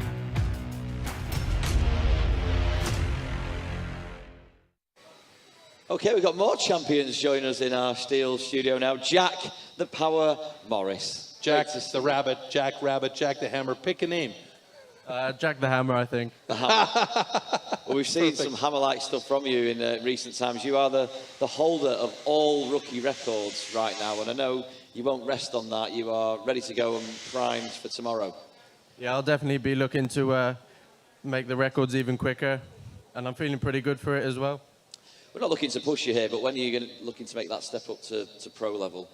That will definitely be next year. This is definitely my last year in the rookies. Yeah, so is that so you can let someone else have a go at winning? Yeah, maybe. Are you worried about any of the guys that are chasing you down? Because there's a lot of good talent that's out there in the rookie division this year. Are you looking at any of them going, I don't know, maybe? Yeah, there's definitely a few guys that could push me, especially Zach. I train and chop with him a lot, and I know he's been working hard, so I've got to be on my best game to beat him, I think. I know you rub shoulders and you train hard with a lot of the top pros as well, Jack. You're all good friends and you hang out a lot. So what have you learned from some of our top guys like Glen and Johnny Lewis? To be around the likes of Glen, he's 2-time champion. To have his knowledge and be around him is just unbelievable, really. All right, so we saw you helping out at the single buck. You helped us last year with the single buck, screaming our ears off. We're going to see, during the road shows sometimes that there are the people that come up and we asked Justine the same thing earlier, like what's the recommendation for somebody who wants to start out, but like just for my personal knowledge with the single buck, because I want to improve on that a little bit, what would you say that I should be doing here and focusing on, and what are the things that you do to train that single buck to make sure that you're really primed for it? I think do the event as much as possible is a big thing, and then obviously your fitness is also a big thing. All right, so let's take a look back at the review of our World Trophy from this season, where the guys were racing in 4 disciplines at the same time in some craziness, and then we'll get back to the action on stage shortly. Thanks very much, Jack Morris, for being with us. Thank you.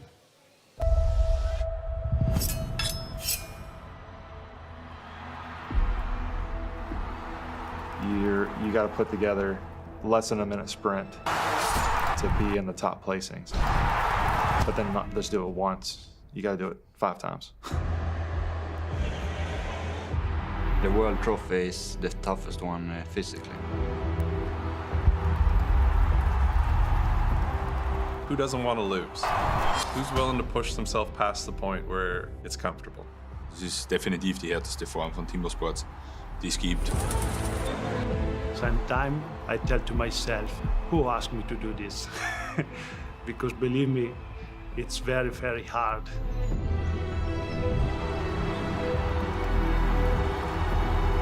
Like 100%, no doubt about it. It's the toughest competition you can do.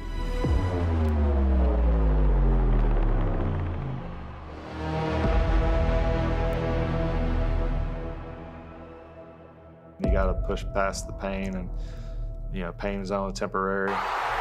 It's something that I've learned to love. With the World Trophy, I think it's an extremely tough event, and making sure you push yourself as hard as you can. The 4 events in a row, you can't stop after each one and have a breath. It's the transitions between each different event that the blood goes from one muscle to the other that makes it such a tough race. Both of them looking good as they head over to the underhand chop, dead even with each other, and start those drivers at the same time. First done it, gone over to the single buck first. Now the pressure is on. Both of them dropped the cookie at the same time, so this could be a close battle between these two guys here. Almost dead even at the same time. On the winner is All right, here we go. Very quick start by Andrea Rossi. He's got a lot of support in the audience here. Kubicki to the other side, Rossi to the other side. Now on to the single buck. Rossi is solid on single buck though. Kubicki's got stuck at the bottom and he's finally through. Rossi over to the other side. Will he be able to catch up to Kubicki? No, he's not going to do it. Kubicki's too powerful. The fingers were not completely over the line at the start, so that's a disqualification. So the winner is Andrea Rossi. I'm sorry for Mikko, but this is the competition. I'm very happy. It's my best result in World Championship. If you prepare well and you go on stage and you're confident in what you're doing, it goes a long way. There's so many little things just around the stage. She's just got to be smooth, you know. Dead even start by both of these guys. That is skill right there. This could be a Rockettes to music, but we really wanted to make it work that way. Short strokes, and DeLosa has caught up with him almost. Advantage for Jordan. He slipped through. This is going to be... When you're racing up there, you sense that it's a close race, you know, so I just wanted to see, exactly how close it was, because you don't really get to see that person finish when you do it, so. Good start by Klima and Kogar, both of them looking good. Semi-final round, I got to the back of underhand, and I was listening, I was like, there's no way there's a stock saw still running. I look over, it's mine. No, after that, I just slowed up a bit because I knew it was going to be disqualification anyway. We have disqualification, so the winner is Matthias Klima.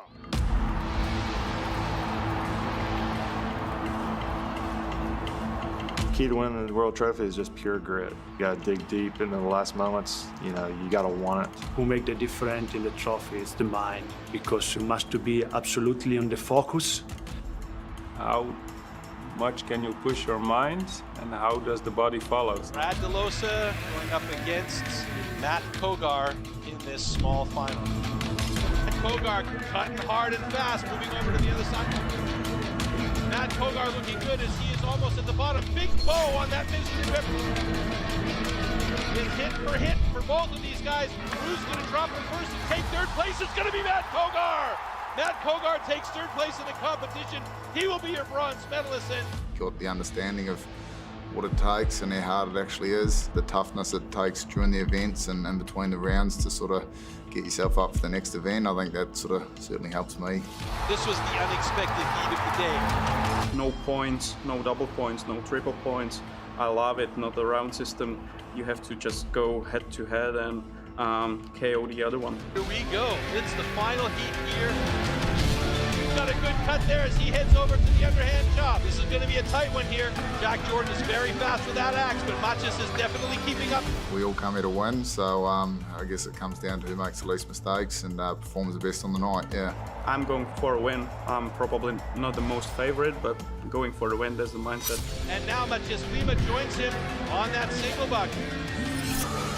Matthias trying to fight that saw through, you see. Jack Jordan is on the second side. Oh my God, could that be be a world record. It's a new world record. Oh my goodness. I'm pretty tired after that. I don't know if it's getting harder or I'm just getting older, but you know, it's great to come here and get the win. Yeah.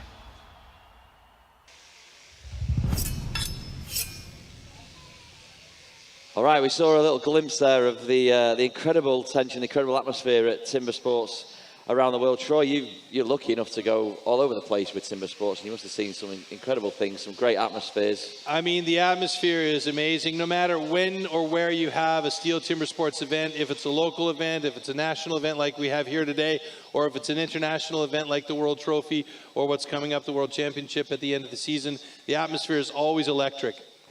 Where would you say ranks as the best atmosphere you've experienced in Timber Sports? One of the absolute best ones, and I think we're going to actually see a clip of that shortly, is from the Czech Republic a couple of years ago, and I believe it was 2019. It was absolutely fantastic. The building, everything, it just really set the bar for the atmosphere. Let's take a look back at that.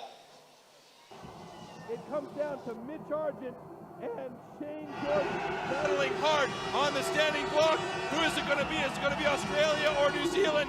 Oh my God, how close is this?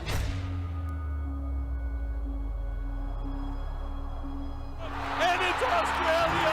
The atmosphere last night and the team's relay was unreal. That is their title of Team World Champion 2 years in a row. Oh, definitely. It'd be the noisiest crowd I've competed against. Shane Jordan's already over there. Yeah, I'm actually kind of getting goosebumps thinking about it right now. The crowds here, they were just erupting. You feel the energy of the crowd. My goodness, what a great comeback from Belgium with a time of 1. The crowd was absolutely electric. And it was so much noise and support. Ja, doch, das pusht schon rum und mein Fanclub ist auch da. Very passionate about their country and, yeah, their competitors. Yeah, it feels super. Oh my goodness, look at this. It's pretty awesome to compete in front of a crowd like this. But he's not giving up. He's looking good. Like such an adrenaline rush. It's an amazing feeling.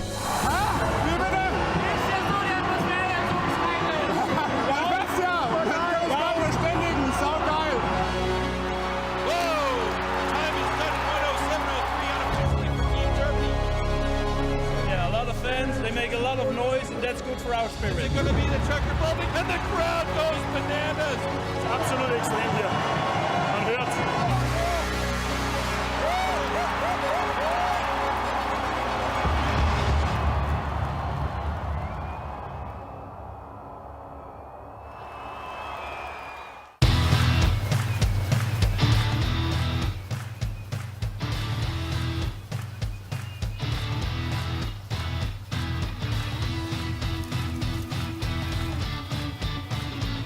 Vamos a get near.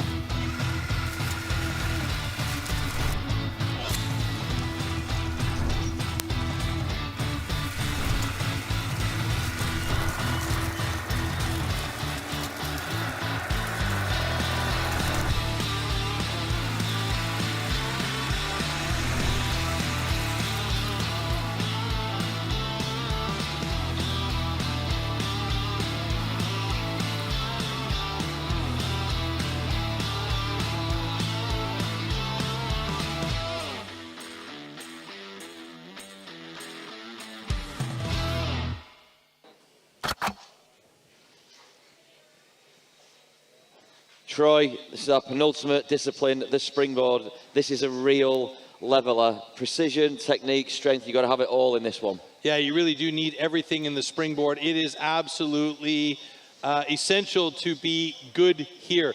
So we call the hot saw the maker or the breaker, which is our last discipline. But in order to get to that discipline, you have to be on point here in the springboard, which is the one that's coming up. And this is going to determine who will manage to get into those top 6 positions. Before we get onto stage, let's take a quick look at the discipline springboard.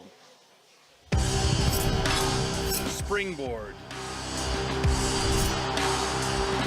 Springboard springboard simulates the traditional way of felling trees, climbing up over thick roots. First, notches known as pockets are chopped into the log. 2 springboards are then anchored into these pockets. The athlete then climbs up to chop through a 27-centimeter thick block of wood in the fastest time possible.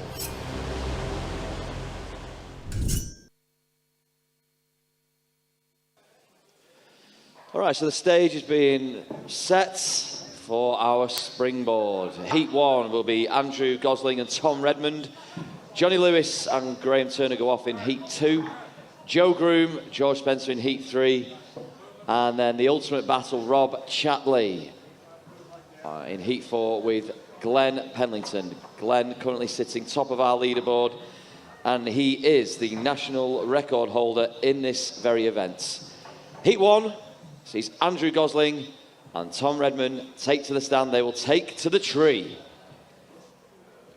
Yeah, again, so many things have to go right in this discipline. You have to get your pockets set quickly, and, well, you want to make sure those boards are holding in place properly. You don't want to be falling down from 2 meters up holding a razor in your hand. That's probably the worst situation we could have here. So really, it's about making sure that you get your pockets set, get into position, and then can start working efficiently on that top block. Here we go. Okay, gentlemen. Athletes, ready. Stand to your timber. 3, 2, 1, go!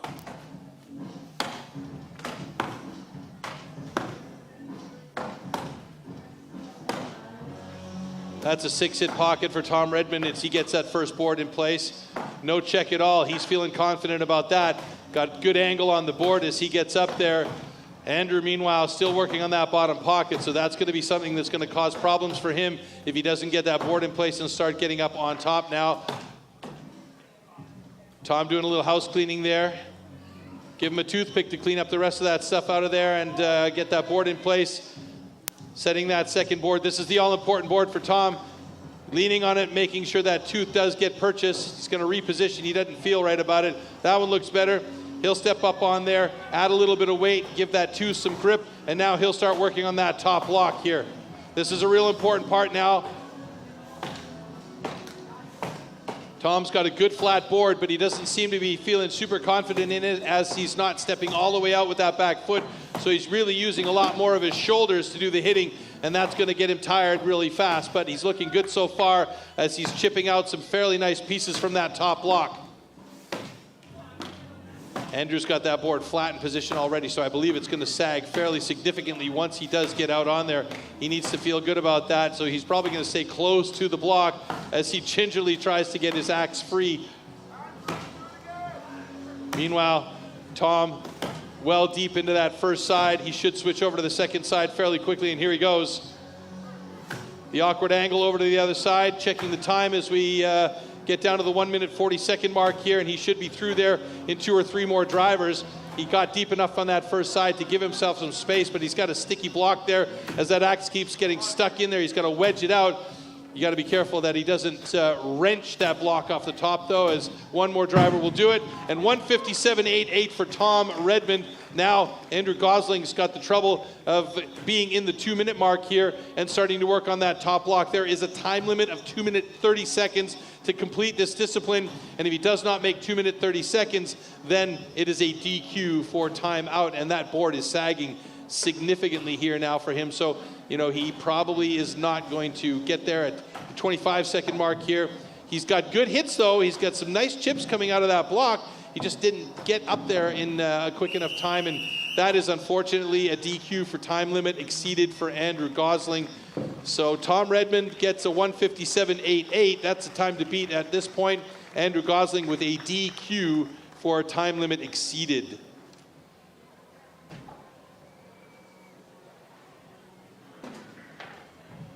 And as I mentioned, very, very difficult discipline. There's a lot going on that has to go exactly right. Okay, so we have a disqualification for exceeding the time limit. However, this cut is good. All right, the first time is logged in for Tom Redmond. At the moment, he's holding those 16 points.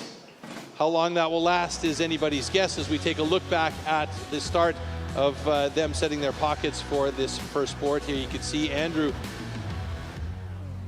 digging in there to try and get a good pocket, but it was just really a struggle for both these guys to get those second pockets set. It seemed to me, Troy, that Tom had a really good couple of pockets going there, and he had a bit of a cursory check on his second one. That cost him a bit of time as he got up to the top. Yeah, I mean, his first pocket was a 6-hit pocket. I stayed silent and counted in my head as best I could, that was actually not a bad pocket, and it was a good board. When he got up there, it's pretty standard to see these guys sweep the pocket with their hand or try and pick out some material, because the last thing you want to have in there is any loose material when you set that board in. You want that tooth to really take hold and have purchase. All right, heat 2 on the springboard. We have Johnny Lewis and Graham Turner. So both of these guys have personal bests of over 2 minutes. So they're going to definitely want to put the pedal to the metal, as it were, here, and make sure that they really get going here. And Johnny is definitely motivated. He is currently, at the moment, sitting in 7th place among 8 guys, where we're only taking 6 athletes to the next round. So he needs to be on point here. Graham Turner, he's a little bit more safe here in 4th place prior to this discipline, so we'll see how he does and if he can get a good time locked down. Here we go. Athletes, ready. Stand to your timber. 3, 2, 1, go!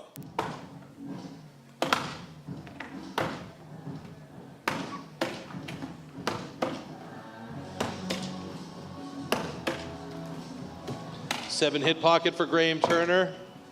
John Lewis up to 10 hits now, and they'll both set the boards in. Graham Turner's first board looks solid as he starts working to set that second pocket. John Lewis clambers up onto his first board to try and set that second pocket.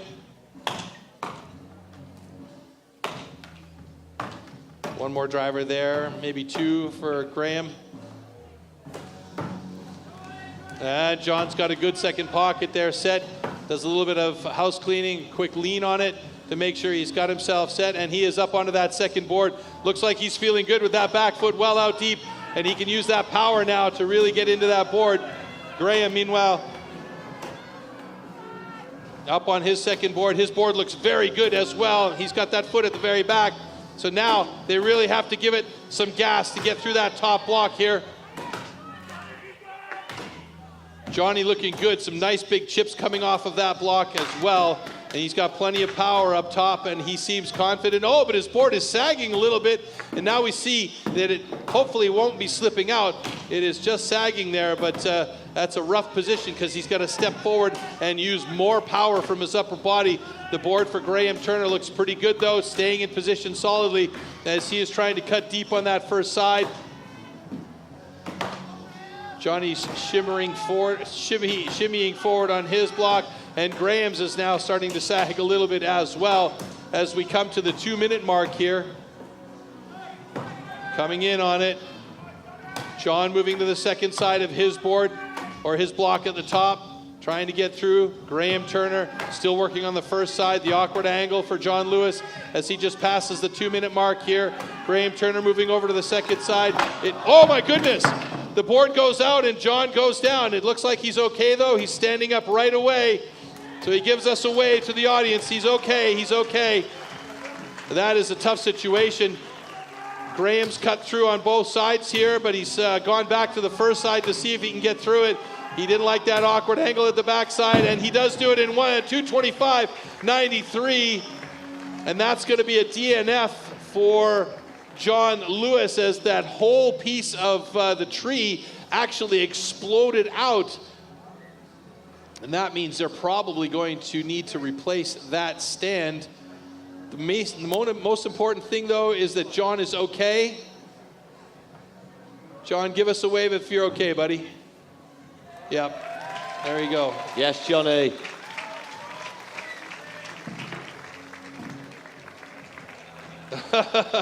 Well, at least he fell with style.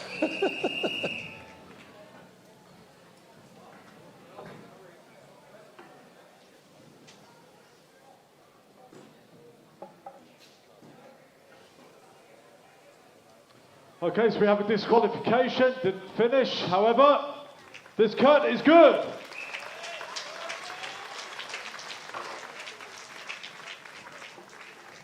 I mean, when Johnny does decide to hang up his axe and finish with Timbersports, he's got a new career as a stuntman. So I don't really want to see this fall in slow motion. No, no, not at all.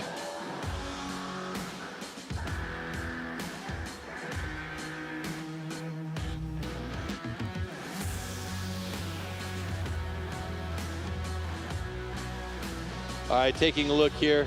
There's Graham. That board looked really good for Graham, number one. And then he started taking time to get that second board in place. John was quite quick getting that second board in place. In fact, I believe that second pocket was probably the faster of the two pockets at 6 or 7 hits. And then he got up there on it. This is Graham getting up on the top of his. And we can see here, maybe we'll see what happened as John was working on the first side. I believe it started to peel out when he was on his second side of the block.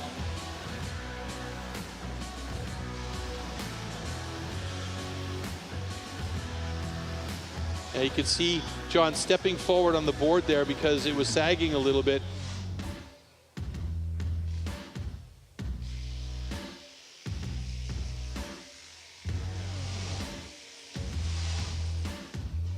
And here is, it's interesting because Graham went to the second side, did a few cuts on the second side and went back to the first side. And normally you see the guys cut through on the second side and finish their cuts there, but he opted to go back to the first side so that at least he had cuts on both sides. And there you see the board loose for Johnny. Luckily his feet were under him and he just managed to roll out of it going backwards, so no damage, hopefully.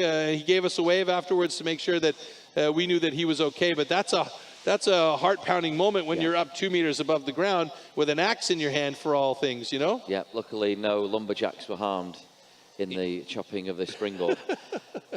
Troy, you talked about getting up to the top, and then when you get that second board in and it starts to sag, you've really got to work. You've got to work from the upper body, and you've got to do that overarm chop, and it's really difficult. I mean, when you're up there, if you've got the ability to step back on the board, then you can really use a push off of your leg. You can rotate your hips through the driver, and you can utilize more of your body to cut that top block and be a bit more efficient, a bit faster.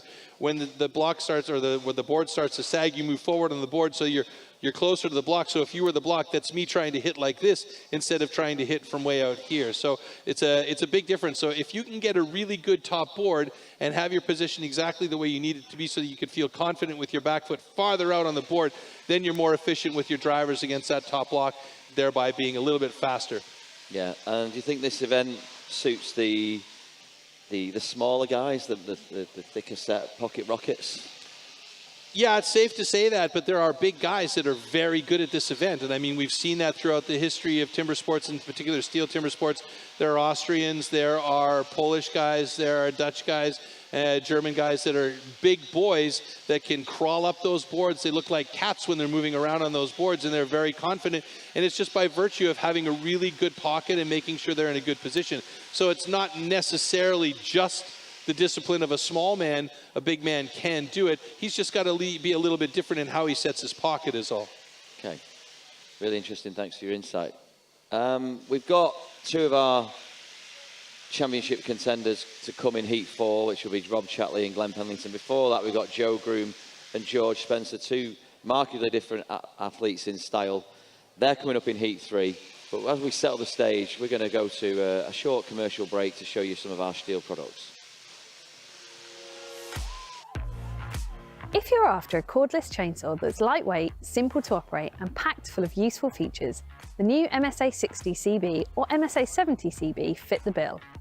Part of our AK system, these two new models are upgraded versions of the popular MSA 120 CB and MSA 140 CB models, and include a few handy improvements that make preparing firewood and pruning tasks around the garden even easier. As well as the new design, a new ergo lever on the back handle has been added for even greater comfort. The trigger system has also improved, meaning you have maximum control over the speed of the chain. If you're cutting around delicate shrubs or working on an intricate woodworking project, you'll always be in full control. Finally, the chain oil level can be seen more clearly, making it obvious when it's time for a top-up. Both saws come with a 12-inch guide bar and our thinnest 1.1mm Pico Micro 3 saw chain.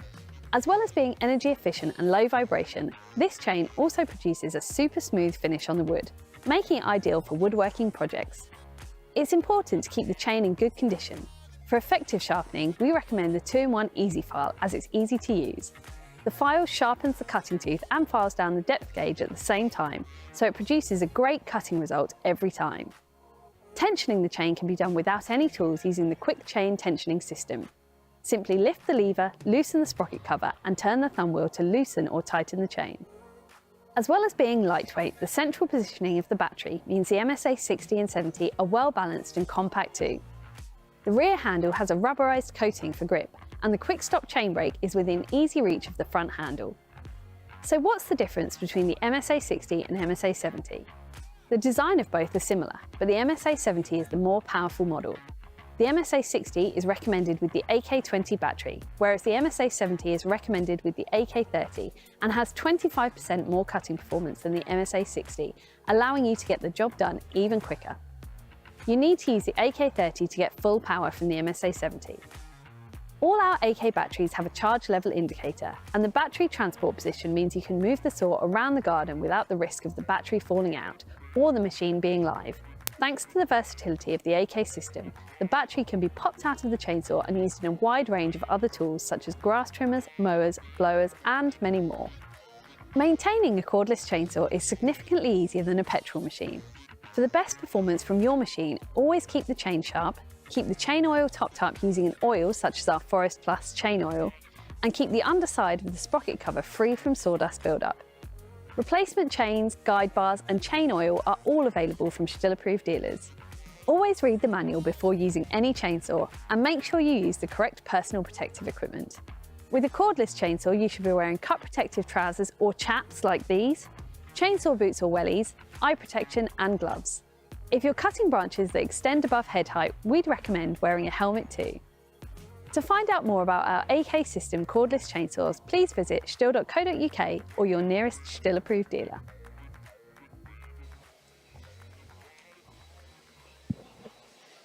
Okay, so the stage is being primed and ready for the last two remaining heats in our springboard discipline. Tension is mounting as well because it's 4 remaining athletes that have to battle here in order to get to 6 remaining spots as we move towards the last round. It's going to be right hot. We get down to 4 athletes. You've got to be looking at an eye on the trophy, on the championship. Definitely, they'll be keeping a close eye on that trophy.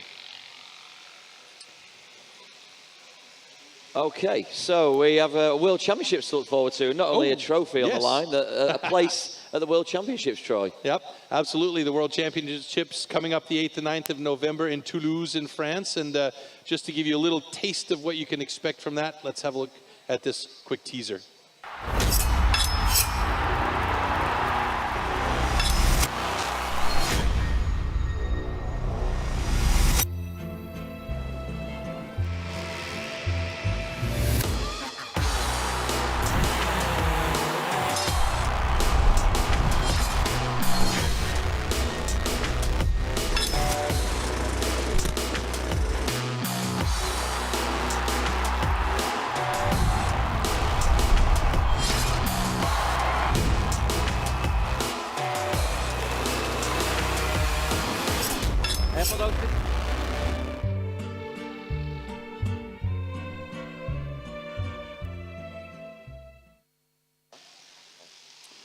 All right, there we are with the 3 Counties Fairgrounds.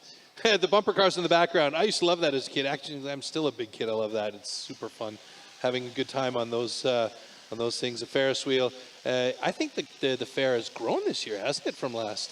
There's certainly more to chuck yourself around. Yeah. Including our stage. Absolutely. Our stage has been throwing people around a little bit this weekend. It's very true. How's your time been with us so far, Troy? Fantastic. I always love coming here. We have our glamping set up in the background. It's an adventure every single time. It's either hot or it's freezing cold or it's wet and muddy. And you have to enjoy those moments every time as well. Yeah. It's lovely, and I will take it every day of the week if I could. Yeah, it's hot, it's wet, it's muddy, it's sunny, it's all those things in a 20-minute period. Yeah, it's almost like being up in the high alpine regions in Europe somewhere, you know, where the weather can change on a dime. as we see Rob Chatley setting his block. That'll be actually the block that Rob Chatley will be working on in his springboard. So making sure that that top block is secured in place with those long screws. And once it all is in place, then we will have free rein to let these guys go for it. So you can see it does take a little bit of time to get these stands repositioned and reset up with new blocks on the top for the next set of heats. And it does take a little bit. We appreciate the patience of our viewing audience and the live audience that's here as well. Is this normal, Troy, for the athletes to set the block like this themselves? Yes, absolutely. The athletes are required to set the block in there themselves because they know the block, they've chosen the block, and they have the marking set on the block already and how they're going to go up the tree to get to cut it. So they want to have where their markings are on the block in the position that they want to be in when they reach the top of the tree. So it looks like we are good to go on stage, and our next two athletes that will come out will be Joe Groom and George Spencer battling in the tree. And as you mentioned already, Troy, we've got 8 athletes currently in competition in the springboard, and we will wind down to 6 at the end of this discipline. Correct. So this is the last discipline in round 2. We've been through round 1, which was the underhand chop, stock saw, and standing block chop. Round 2 began with the single buck and now is ending with the springboard. And round 3 will be our motor saw and gas heads round, the hot saw, and only 6 of the remaining 8 athletes here will have a chance to compete there, where 18 points are up for grabs. Okay, gentlemen. Athletes, ready. Stand to your timber. 3, 2, 1, go!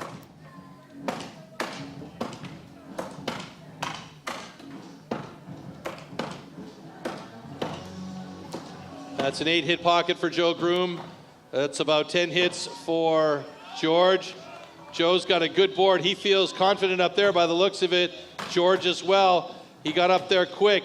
Both of them working on that second pocket now. They want to get those set as quickly as possible, and we may see good times for both of these guys here today.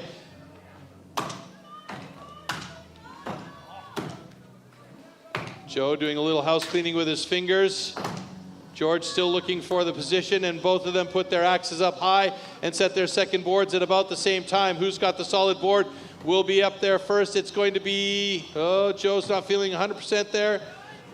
And he is up now on his board, and there goes George onto his board. Good angle on both of them, no sag at all, so they start that top block at the same time. This could be a good heat between these two gentlemen. As we've just passed the 1 minute mark, and we see some faster times today for both of them. They've got to get through there in under 2 minutes 30, and they're both working hard on that top block. Remember, they have to cut through from 2 sides of that board. Both of them hit for hit with each other. Joe a little bit more power, but he got that stuck in there because of too much power. They're going to go deep on that first side and switch to the ugly angle on the second side. George looking good, Joe looking good as well. Just reaching the 1 minute 40-second mark here. They're really taking their time on those top blocks. Good chips flying out for both of them though, heading towards our audience here, the live audience, giving support as well. It's looking like it's coming close to one or both of them switching to the awkward side. Passing the 2 minute mark, 30 seconds to go for both of them. Ooh, that looked like a little bit scary there for George, as he almost looked like he was going to come down off that board.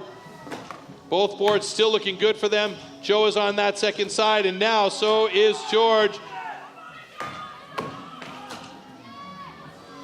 Some sticky axes there for both of these guys. George opting to stay on that first side, and oh, that came ever so close. Did he get it down in time? Joe Groom, it looked like it was just at the 29 mark, maybe went to 30 as that block came down. That might be photo finish, and unfortunately for George, it is not going to happen, and that's a DQ for timeout. So at the moment, Joe Groom's line here on our computer screen is telling us also DQ, but it might come down to a video check at the end. we will see, and I hope for his sake that we don't have a DQ there. We'll get the final call from Andy Hall as he comes up to the decision zone at stage front. Okay, so we've made a check with the video timing. Both competitors are disqualified for exceeding the time limit. That is a bummer for both George Spencer and Joe Groom, who will take no points away from this discipline at all. So far, it's only Tom Redmond and Graham Turner who have managed to get points in the springboard. And both of them looked very good, though. The boards that they put in place were excellent. Their pockets didn't take mega long. So it was just that top block that was just causing problems.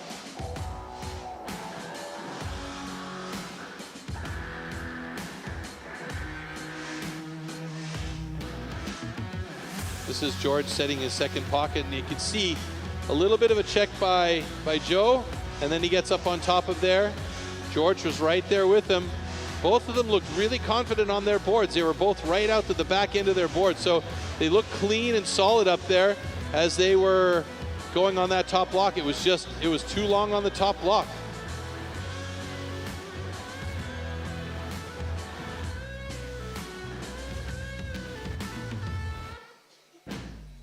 And it really did come down to just milliseconds for Joe Groom as he went to that second side and started cutting through.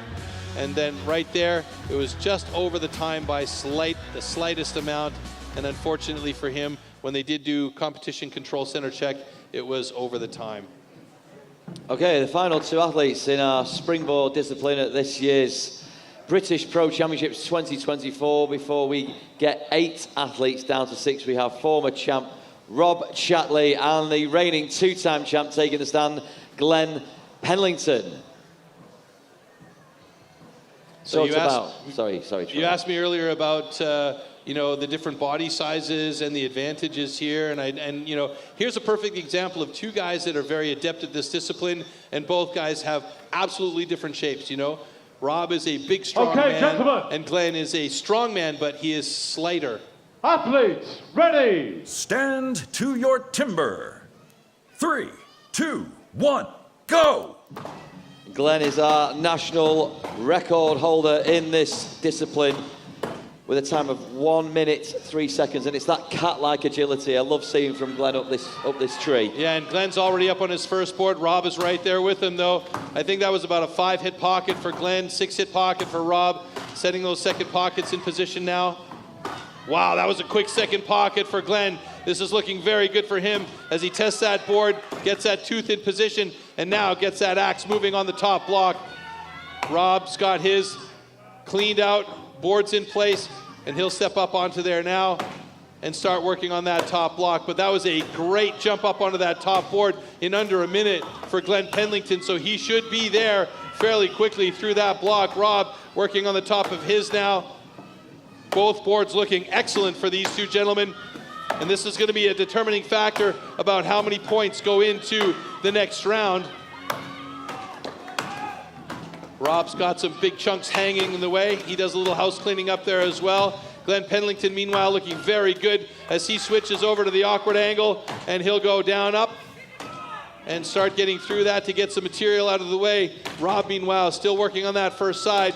He's got a lot of wood that he's got to cut through, and we're getting into some dark material in there behind, and that is done and dusted for Glen Penlington. Very, very nice time of 1:23.39. He has been faster, but we'll give him the benefit of the doubt today because he has the fastest time on the springboard, and he is well on his way to repeating as the champion. He's still got to get through that hot saw, and there's still some other competitors that want to take him down as well. Rob, meanwhile, getting towards the 2-minute mark here, as he's trying to get some of that gunk out of the way. It's just hanging on for dear life. And we are now at 2 minutes for Rob. He's going to want to switch to that backside fairly soon. Remember, 2 minutes 30 is the limit. He should be able to do it.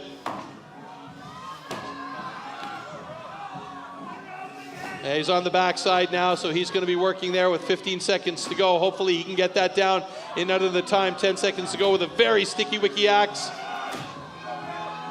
Oh, it's going to be close now. Is he going to be able to do it? No, unfortunately not.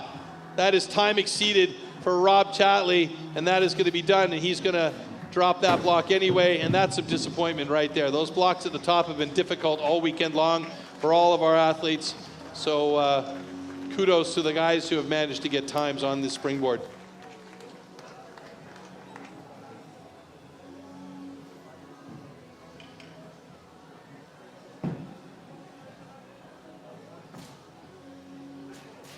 Okay, so we have a disqualification for exceeding the time limit.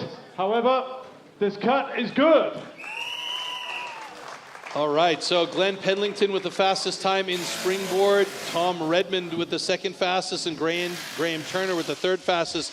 The remaining guys have no points in this one, so we're going to take a look at the highlights here. I mean, those first pockets were excellent. They were fantastic for both of these guys. They were quite quick. I mean, Glenn was really fast getting up there. His second pocket, I think, was maybe a maximum of 5 hits. I'll ask him about that later because I wasn't counting, but I'm pretty sure it was a quicker of the two pockets. He got that board in place, and it was a beautiful board. You know, there was no sag at all. And you could see his foot was about as close as it can get to the back end of that board, and he just really did a great job on the top there. Rob was having trouble. That axe kept getting stuck in there. He's got so much power, and he's putting it to the block, and then it gets stuck in there, and then you got to wrench it out of there to try and get the axe moving again. And you can see here is where Glenn switched his position over to the backside.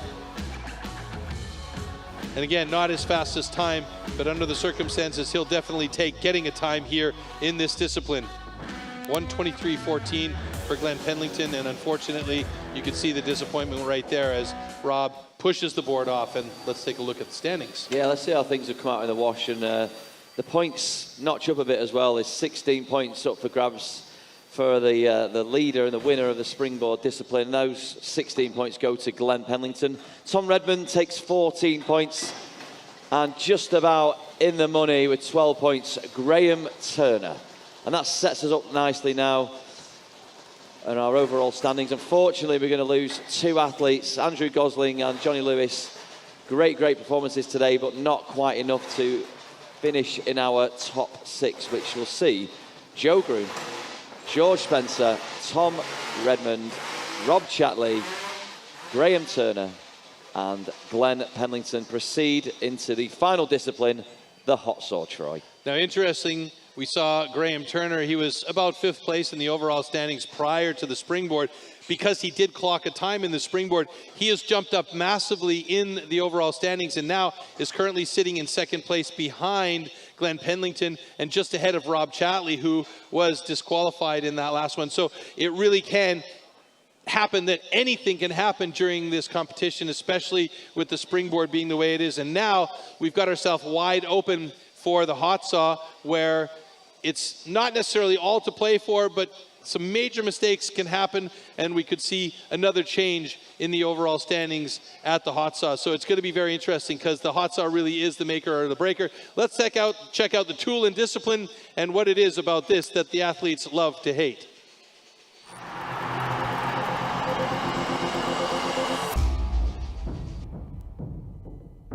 These custom handmade race-tuned machines are built for maximum power and precision and to cut the wood as fast as possible in a competition.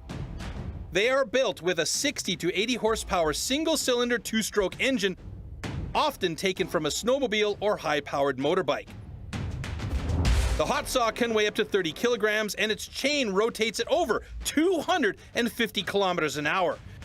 The cost of a competition hot saw used in STIHL Timbersports is upward of €6,000.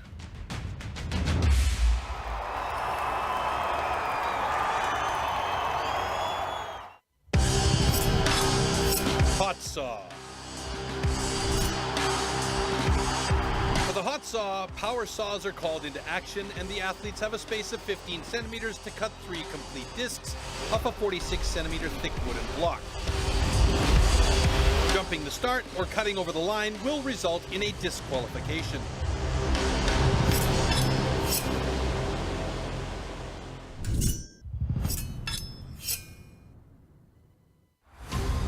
This is the one and only discipline where the athletes are alone on stage. Yeah, probably the most important event, but yeah, also the most frustrating. These saws are so incredibly powerful and dangerous. Usually the hot saw is the slider. Hot saw, hot saw. Like I can't describe to you when we're out there under pressure. Saw starts well, first disc looks solid, cut is good. You know, you're always ending the competition on a hot saw, so you know where you're going to be at when you finish. So you're either at a real big high or just is what it is. Nice clean cuts, easy and relaxed. Der Hot Saw ist für mich die geilste Disziplin der Welt. 5, 6, 8, Robert Abner, 3 on the deck. Hot saw is a love-hate for me. I honestly don't get that much enjoyment out of it. I'm not a motorhead. I swallow my pills and eat it. Once the competition comes, anything can happen. Oh no, a false start by Sterling Hart. What a disaster. Yeah, it was a disappointment for me. Happens though, it's part of competing. I saw there's 3 good discs there, but then let that nose come right up underneath the crossover line. Fortunately, a disqualification. It all relies on the hot saw. Oh no. Irgendwie soll es einfach nicht sein. Und dann springt die Hot Saw nicht an, wieder mal. Oh man, that is a bummer for Robert Ebner. What are you taking away from this event? Oh, probably last place. I don't know, headache. Yeah, shit hot saw. What else do you want? If you have bad luck or if you did wrong, it's sport, just your experience. Oh my goodness, what an absolute disaster, the chain came off. I was not disappointed because everybody see that I can be with the guys in front. It was a bit of a disaster, so it was just operator error, and I didn't perform as well as I would have liked to. Nice safe cut. Oh no! Oh no! Never prepared for that situation, but luckily I started and I've got 3 wheels and now I'm the world champion. Yeah, it's the make or break event, you know. I think you love it and you hate it. Das ist eigentlich immer ein geiles Ding. Ich schneide immer sehr sicher. Oh, great start for both of these guys. Look at how quick it's going for Robert Ebner. Oh my God, Robert Ebner, he's got a world record. Holy smokes, folks. Ich wollte das Ding heimbringen, ich wollte Weltrekord schneiden und ich danke meiner Familie zu Hause und alle, die mich unterstützt haben.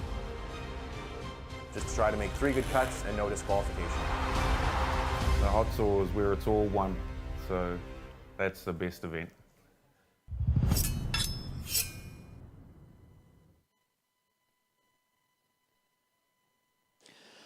Okay, so then there were 6 athletes. These are our top pro men's athletes of 2024 into the final discipline, the hot saw. We have Joe Groom, George Spencer, Tom Redmond, Rob Chatley, Graham Turner and Glen Penlington fighting it out to become our pro champion of 2024. And the final throws in Heat 1, final roll of the dice, starts with Joe Groom and George Spencer. Yeah, look at those beasts on stage, hey? And I'm not talking about our cameramen either. Those are the saws that they will use. 35, up to 35 kilos, the chain turning at 240 kilometers per hour. There is power for days in those saws. Not something that you're going to use to cut your average everyday tree, but it'll do the job. In a matter of seconds. Yeah, in a matter of seconds.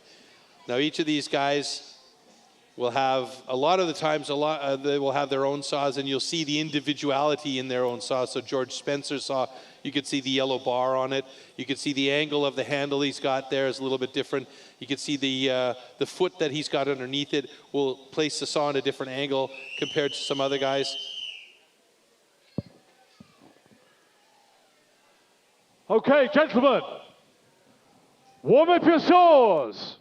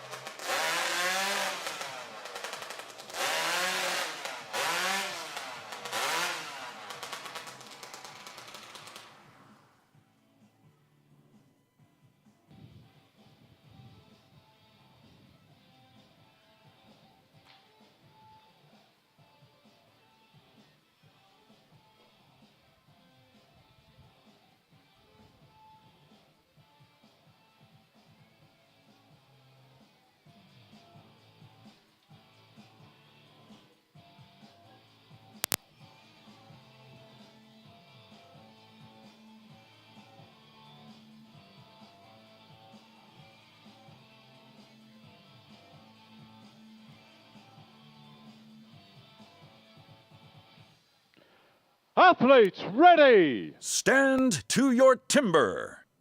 3, 2, 1, go!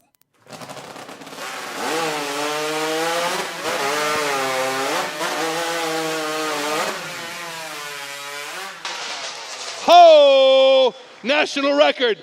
George Spencer, 7:39. Fantastic. Both of these guys under a minute. What a run from George Spencer, though. That was loud and proud right there. And a new national record in hot saw, but we have a flag on the play. Oh, no. Don't spoil no. the party. Ay, ay, ay. Is that a cut line? They're going to double check it. I really hope he's okay with this one because that would be a fantastic run. Joe Groom with an amazing 9:09. Wow. That was a couple of cuts right there, folks.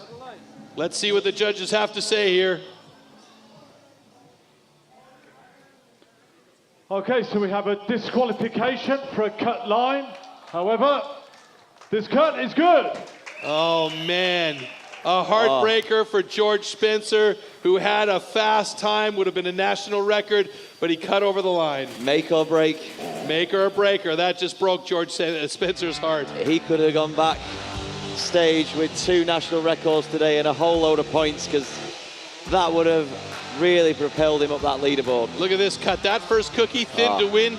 Beautiful. Drops it nicely. Second was great. And he overcompensated right there and went over the line at the 15 centimeter mark. Oh, that is a rough go for George Spencer. Look at how thin with scissors it is for Joe Groom, though. Wow, that was a beautiful cut. Whoa. That one was a bit of a monster right there, so he had to really be careful on this third cut going down. But beautiful cut, nevertheless, got very close to the edge on the bottom, but he had 3 cookies on the deck. And that is thin to win in the ultimate sense of the word. I think we've got a new nickname for Joe Groom, the Cookie Monster. The Cookie Monster, absolutely. And after adjustment, it's a personal best, 8.93 for him. Good job. All right, 2 more British monsters onto the stage. Tom Redmond and Rob Chatley vying for that British Championship title. Can they take it? This is where the tension ramps up. You can feel the heart beating in your chest. Mega points on the line. Tom's taking it all in his stride, though, as per usual. Yeah, chill as ever. Tom Redmond, Rob Chatley, a couple of guys with plenty of experience. They know what needs to be done. So in a second, they'll get to warm up their saws. We'll step back and let them make the noise, make their cuts, and then we'll come back with reaction. You can see the final cuts there by Rob Chatley. Tom Redmond positioning, last lift and checks, and then we'll get those saws revved and rolling.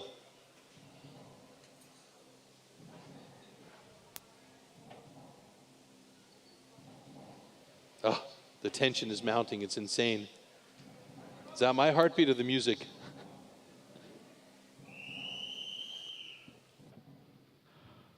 Okay, gentlemen, warm up your saws.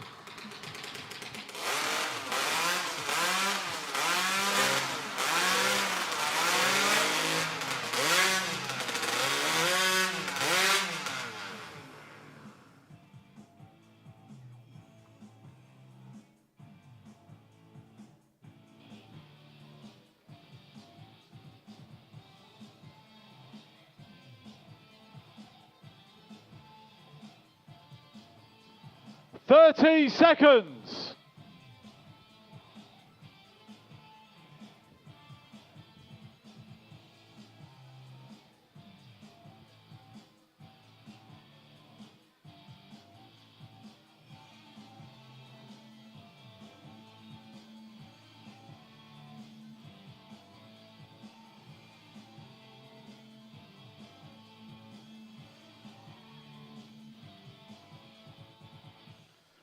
Athletes, ready! Stand to your timber.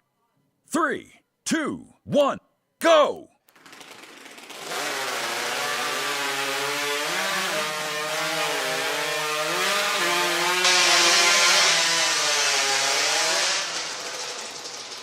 All right, Rob Chatley with an 8.85, Tom Redmond with a 10.58 personal best, both excellent times. So far, so good. They're checking the discs now to make sure everything is fair. I think we got thumbs up across the board. No flag on the play so far.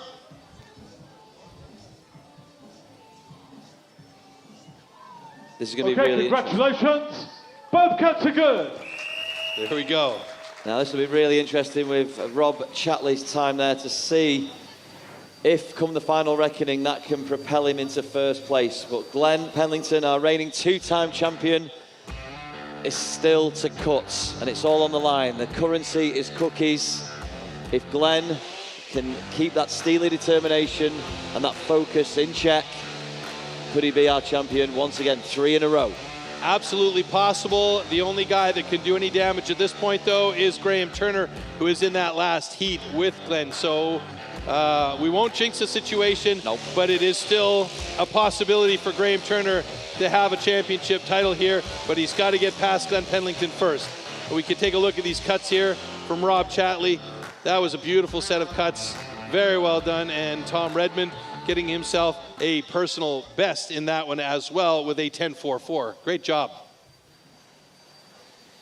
So this, the final heat, the final discipline now of the Great British Championships, and you saw there momentarily the personal best that both these athletes have in this hot saw event, and they are absolutely rapid. Graham's personal best, a time of 9.08. Glen's a rapid 8.3 seconds.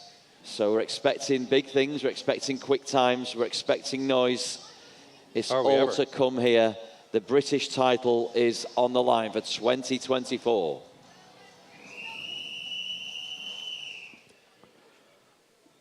Okay, gentlemen, warm up your saws.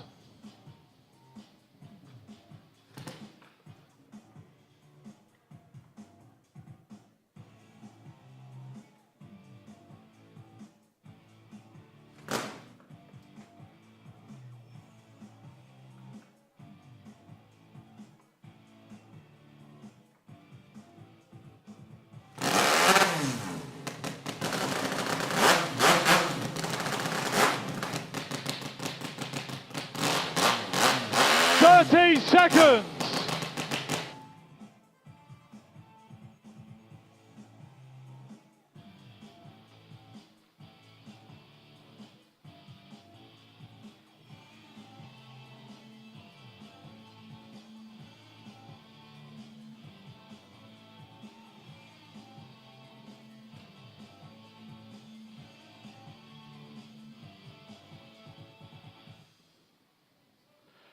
Athletes, ready! Stand to your timber.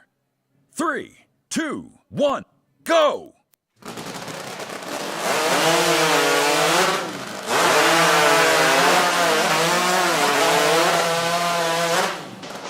Oh, wow! Look at that, Glen Penlington with a new personal best, 8.15. Graham Turner with a 9.24. Quick check on everything to make sure it's all good. No flags on the play. The intensity is definitely there, though. Okay, congratulations. Both cuts are good. Ladies and gentlemen, there you go. Glen Penlington gets it with an 8.01 personal best. Graham Turner, his time was adjusted to a 9.05. That's a personal best as well for him, so great job for them. and that means Graham Turner will be on the podium along with Rob Chatley and Glen Penlington. Look at these cuts again, though, in the replay. Wow, those machines were loud. This guy, Troy, Glen Penlington, he's got ice in his veins. Today, you know, of the 6 disciplines we've seen Glen take part in, he's won 5 of them, the full points in each of the 5, and he's got a personal best in an event where, arguably, he could have gone for a stroll in the park, took it easy, but he just pulled all the stops. He went for it. He went for it, personal best. He is Mr. Consistency, and there you see Graham's cuts. He got close to the line on that 3rd cut, but he stayed in there and got himself a personal best. Great job by these guys. So let's take a look at the hot saw results here. Yeah, incredible. Just Glen cementing why he is our British champ with a personal best and the full 18 points in the hot saw. Great efforts as well from Rob Chatley, Joe Groom. You can see there the fine margins and the differences, but the big points that come with them as well. So Rob takes 15, Joe Groom 12. Graham, as you mentioned, Troy, you take 9 points away from this event. Tom Redmond will take 6, and the leaderboard, the final results are in 6th place, George Spencer, so unlucky, he would have set a national record, 32 points. And 5th place, Joe Groom, Troy. All right, so yeah, you see Joe Groom in 5th place there, Tom Redmond, 45 points in 4th place. Graham Turner with a great turnout today in 3rd place with 57 points, only 1 point less than Rob Chatley in 2nd place with 58 points. And Glen Penlington, how does he do it? Consistency, quality, skill, ability, adaptability, the whole bit. He's all there. 82 points for him, a full day of winning nearly everything. Glen Penlington is your champ once again with 82 points. And we are going to send it over to Alex on the main stage shortly for our awards ceremony and last interviews. Folks, what a day we've had here today. It has been absolutely fantastic. And that stage is ready for the introductions of our top 3 as well. All right, thanks so much for joining us here in Malvern for the Great British Championships, our men's event of 2024. Some amazing, incredible action here on this stage. It's been an absolute pleasure. And we're going to welcome back each of our athletes out onto the stage to take their due applause from our great British public. So, here we go. First up, onto the stage, we have Ben Chapman. Harry Trotman.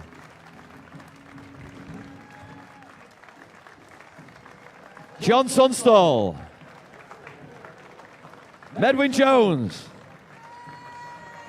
Andrew Gosling.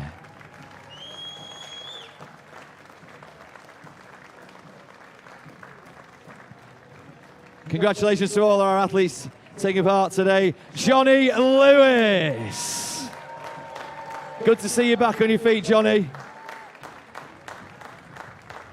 Next up, national record holder today, national record setter, George Spencer. Amazing efforts today from Joe Groom.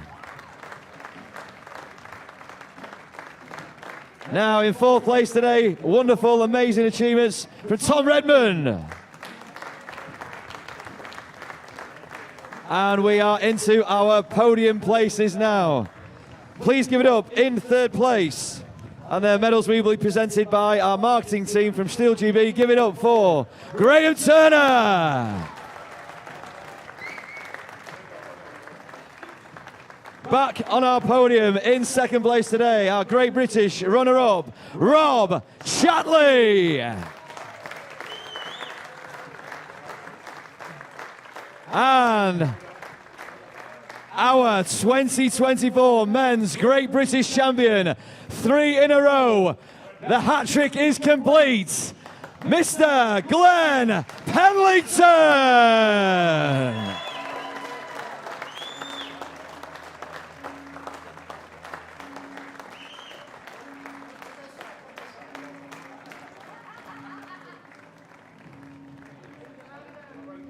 Once again, let's give it up for all our athletes and, of course, our 2024 Great British champion, Glen Penlington.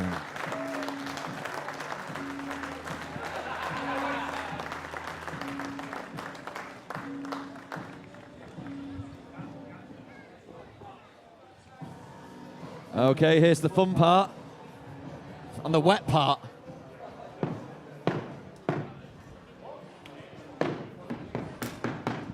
Just making sure it's extra bubbly.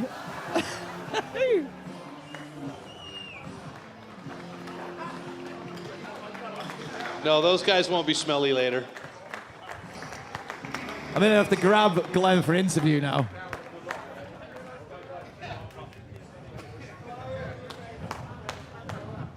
Right, Glenn, just before you start enjoying the champagne and you're drying off, listen, there was 5 top finishes in 6 disciplines today, Glenn. Just when we didn't think you could get any better, you've excelled yourself. And in those final 2 events, I mean, the Springboard, it's an absolute privilege to watch you get up there. And the Hot Saw, dare I say, you could have taken it easy and you posted a personal best. Talk us through your day, Glenn. Yeah, the Hot Saw was still, there's a couple of shaky trying to start it there, so I was a bit worried about that. But yeah, good to get a PB, and I wasn't expecting at all to win 5 events today. So yeah, thanks George for winning the stock saw though. Listen, Glenn, I know you train. Do you spend more time on the axe or with the saws?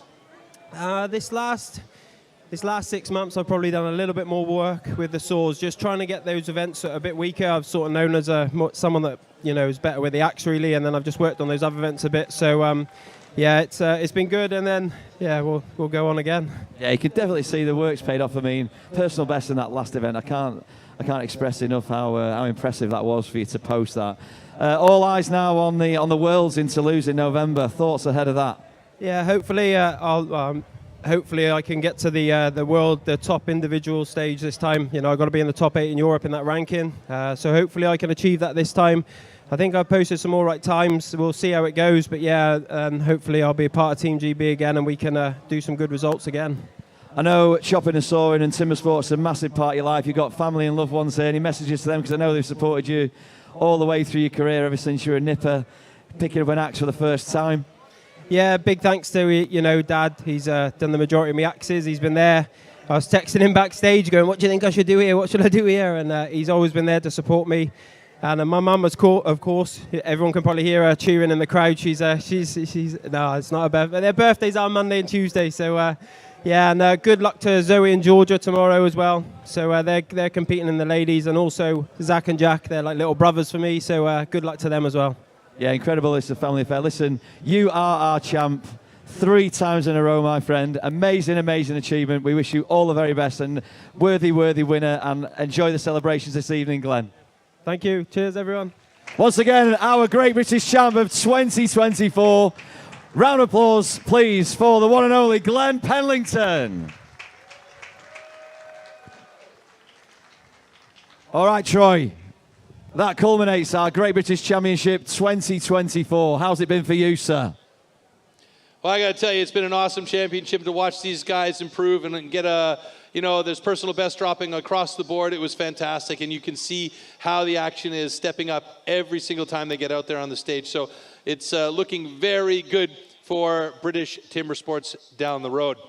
So that is it for today. Don't forget, tomorrow we will have the live stream of our Rookie British Championship as well as our Women's British Championship. Make sure you tune in for that, because we'll also see Glenn's sister Zoe competing tomorrow as well, along with a plethora of fantastic athletes looking to take the top spot. In the meantime, we hope you guys out there enjoyed our live stream of the British Pro Men's Championship individual here today. Until next time, take care, everybody. We're out to the highlights and off to eat some dinner. See ya.